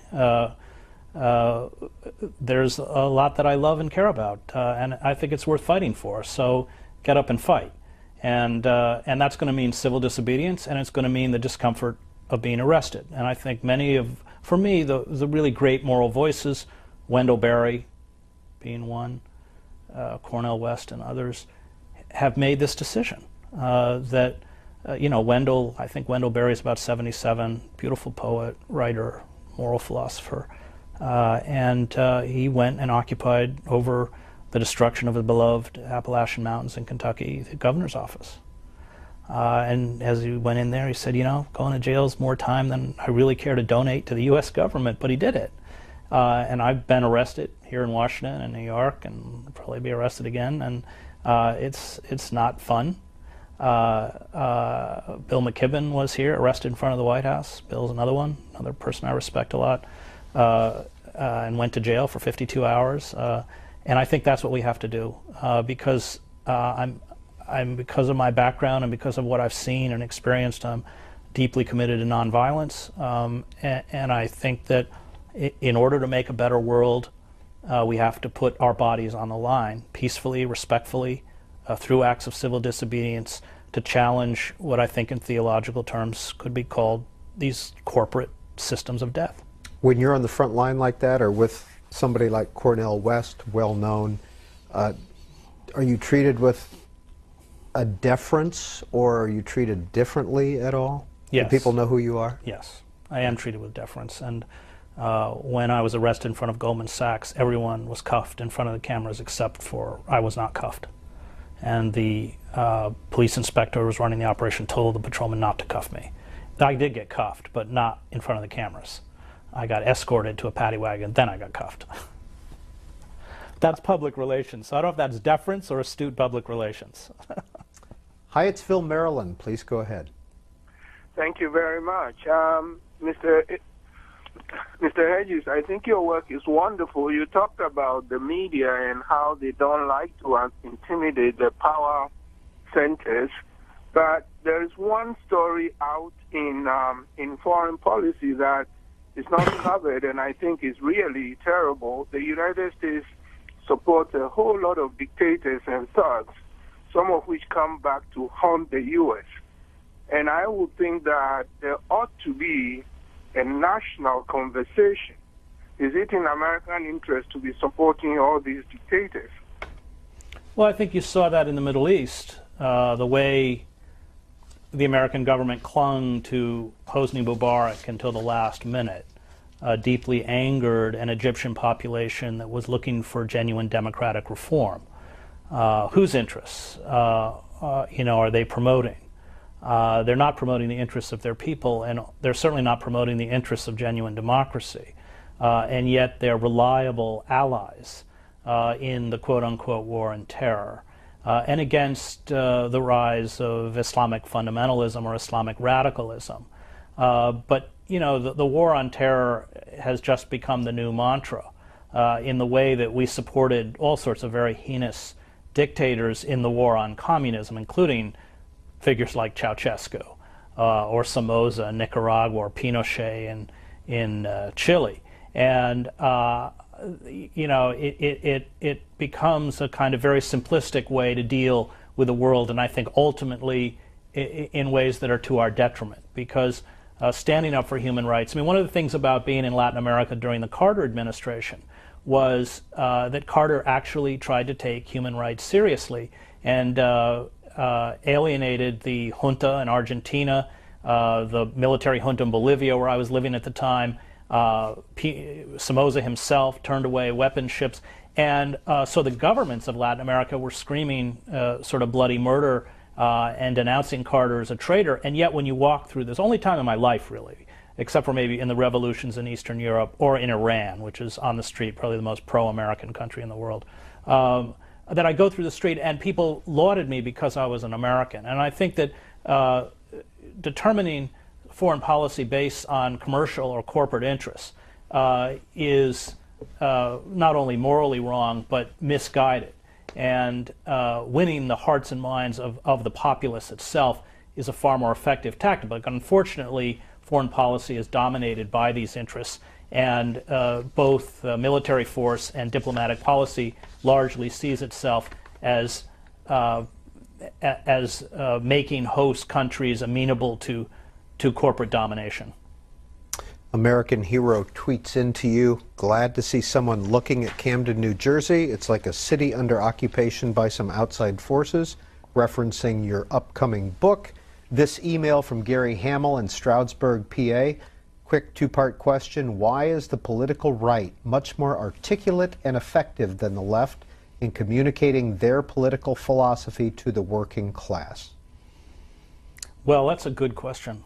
And I think it's because traditional liberals in this society are hypocrites. They speak in that kind of feel your pain language, Clinton being a good example of that. Obama does it too. And yet assiduously betray the interests of the poor and working men and women. And that hypocrisy is not lost on the working class and on the poor. They see it, they understand it, and it enrages them. And they have every right to be enraged. They have every right to feel betrayed.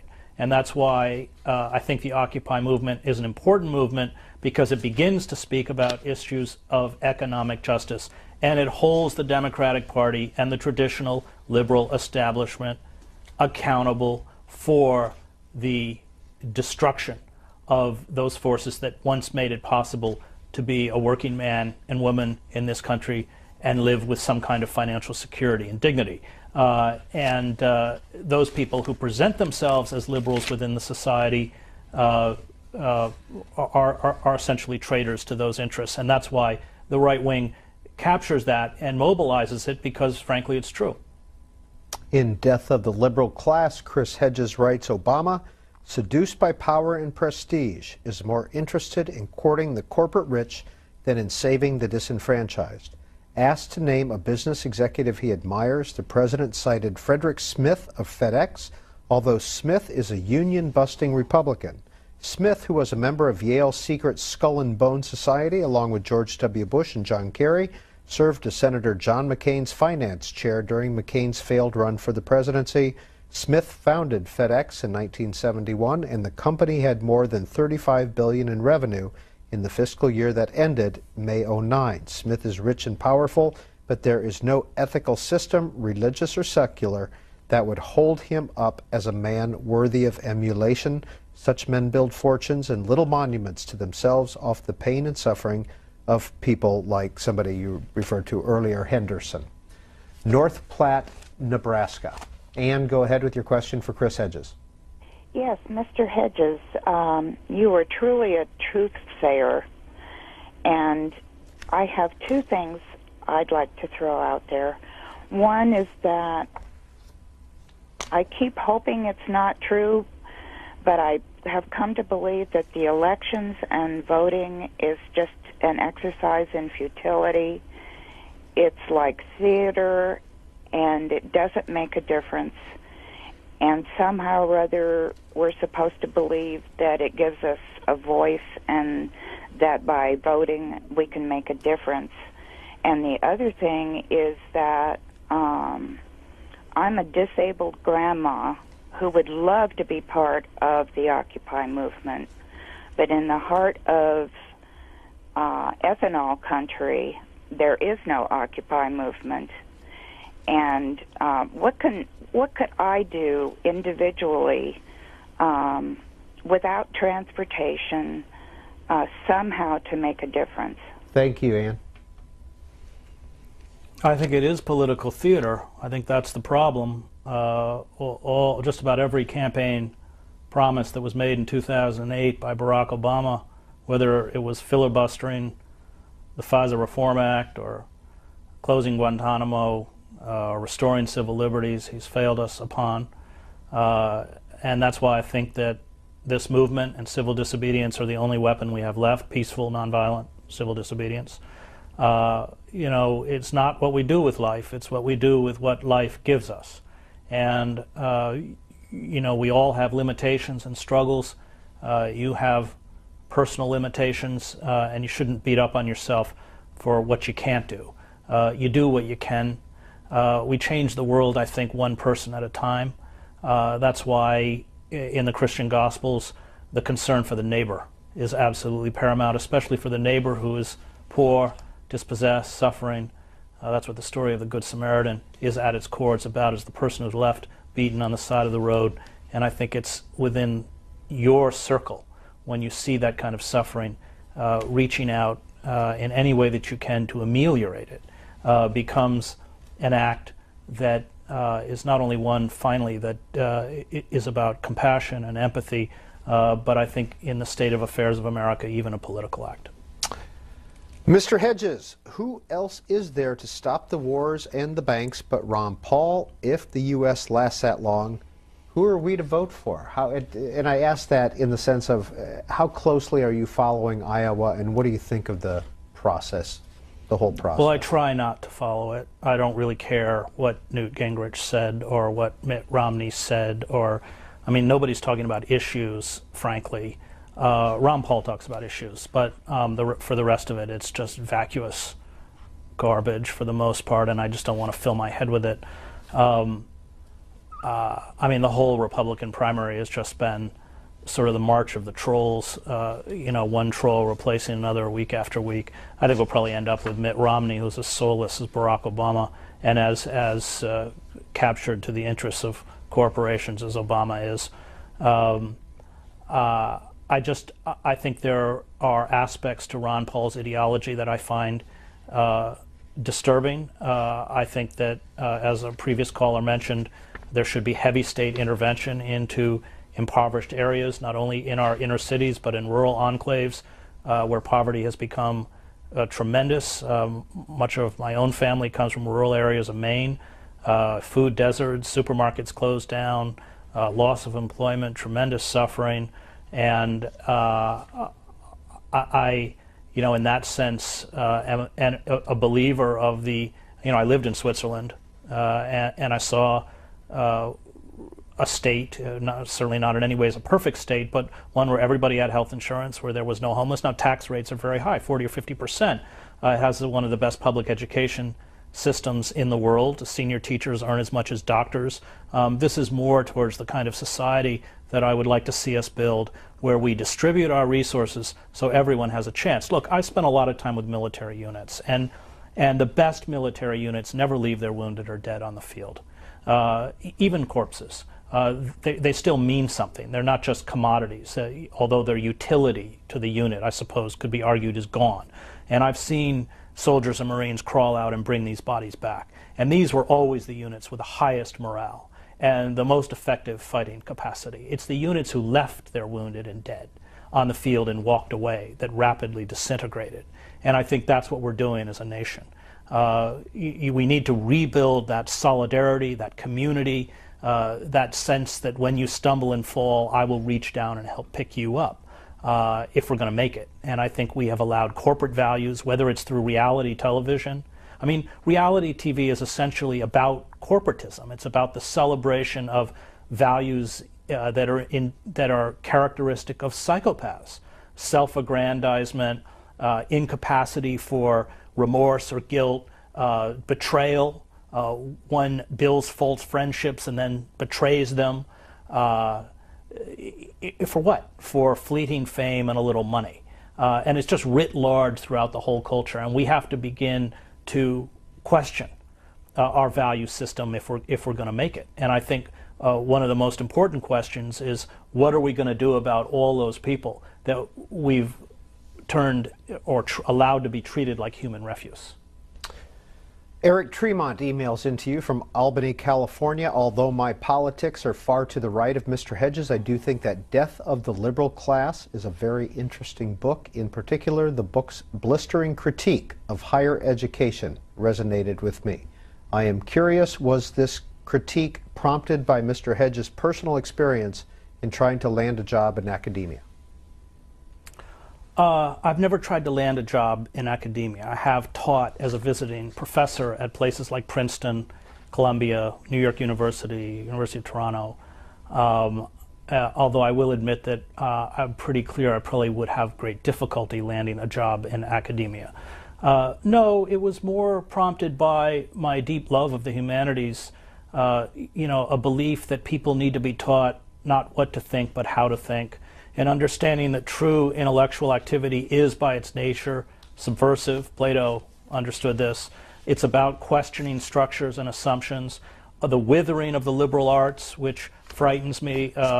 We see, like, University of Albany has budget cuts, so it closes the classics department, its foreign language departments, theater departments, and everybody is sort of trotted off towards major in economics. The rise of for-profit universities where they don't even teach humanities. This is, I think, very frightening because it robs us of a vocabulary and robs us of an ability to critique the systems around us, and we all end up serving systems. We're trained how to serve these systems, which is what happened in 2008. A figure like Lawrence Summers, who had been the Treasury Secretary under Clinton, came back to the Obama White House. It's about funneling. He sees the bubble implode, and he funnels hundreds of millions, trillions of dollars of taxpayer money to reinflate that bubble because they only know how to serve a dead system. They don't know how to critique it. El Paso, Texas. Jack, we have a few minutes left. Please go ahead. Oh, okay, thanks a lot. Fine program. Say, Mr. Hedges, you mentioned about Campbell's Soup in Camden, also RCA Victor. Yep, they used to be there. But more important, Walt Whitman, I know he wrote a beautiful poem about the opening of a public school. And Howard Hanson wrote a magnificent oratorio to accompany the words. And it's very stirring because you said that Camden should have the best schools. Well, they have one of the greatest poems by one of our greatest poets, and maybe if you would get a chance, you would. Or are you familiar with it? Not that poem. I am familiar with Whitman, and the chapter on Camden begins with a Whitman poem, and of course Joe and I visited his grave, which is in the cemetery in Camden, as well as his house. G. Wesley, Altoona, PA. As a journalist who has devoted much of his work to the coverage and analysis of war, what do you make of Karl von Clausewitz's declaration that war is the continuation of politics? And what advice would you give to a recent college graduate, I presume it's G, interested in working in print journalism or foreign correspondence? Well, von Clausewitz is wrong. War is not the continuation of politics by other means. War is about the destruction of all living systems, economic, political, familial, social, communal. War is something very different from politics, which is about compromise. War is about death. The essence of war is death. Von Clausewitz is wrong. In terms of a future as a print journalist, it's really tough because the monopoly that newspapers once had, connecting sellers with buyers, is gone. And that monopoly has seen newsrooms that once had hundreds of people radically diminished. Papers like the Philadelphia Inquirer that once had 700, 800 reporters and editors are now down to about 200. This is being replicated across the country. It is much more difficult for a young person who begins, as I did, as a freelance reporter, because there just aren't the outlets and the internet doesn't pay. These commercial interests don't need news organizations to connect anymore with potential consumers. And I think this means that journalists like actors, classical actors like my wife, will increasingly economically have to live on the margins. That period when you could get a job with a major metropolitan daily and earn a middle-class salary are probably over. And from Empire of Illusion, the government, stripped of any real sovereignty, provides little more than technical expertise for elites and corporations that lack moral restraints and a concept of the common good. America has become a facade. It has become the greatest illusion in a culture of illusions. It represents a power and a democratic ethic it does not possess. It seeks to perpetuate prosperity by borrowing trillions of dollars it can never repay. The absurd folly of trying to borrow our way out of the worst economic collapse since the 30s is the cruelest of all the recent tricks played on American citizens. We continue to place our faith in a phantom economy, one characterized by fraud and lies, which sustains the wealthiest 10%. That's Chris Hedges writing in Empire of Illusion. He is the author of 9 nonfiction books, and he has been our guest for the last 3 hours here on In Depth. Very quickly, here are his books: War is a Force That Gives Us Meaning, What Every Person Should Know About War, Losing Moses on the Freeway, American Fascists, I Don't Believe in Atheists, which is now When Atheism Becomes Religion, Collateral Damage came out in 2008, Empire of Illusion, a bestseller in 2009, another bestseller Death of the Liberal Class in 2010 and The World as It Is in 2011. Mr. Hedges, thank you for being on Book TV's In-Depth program. Thanks for having me.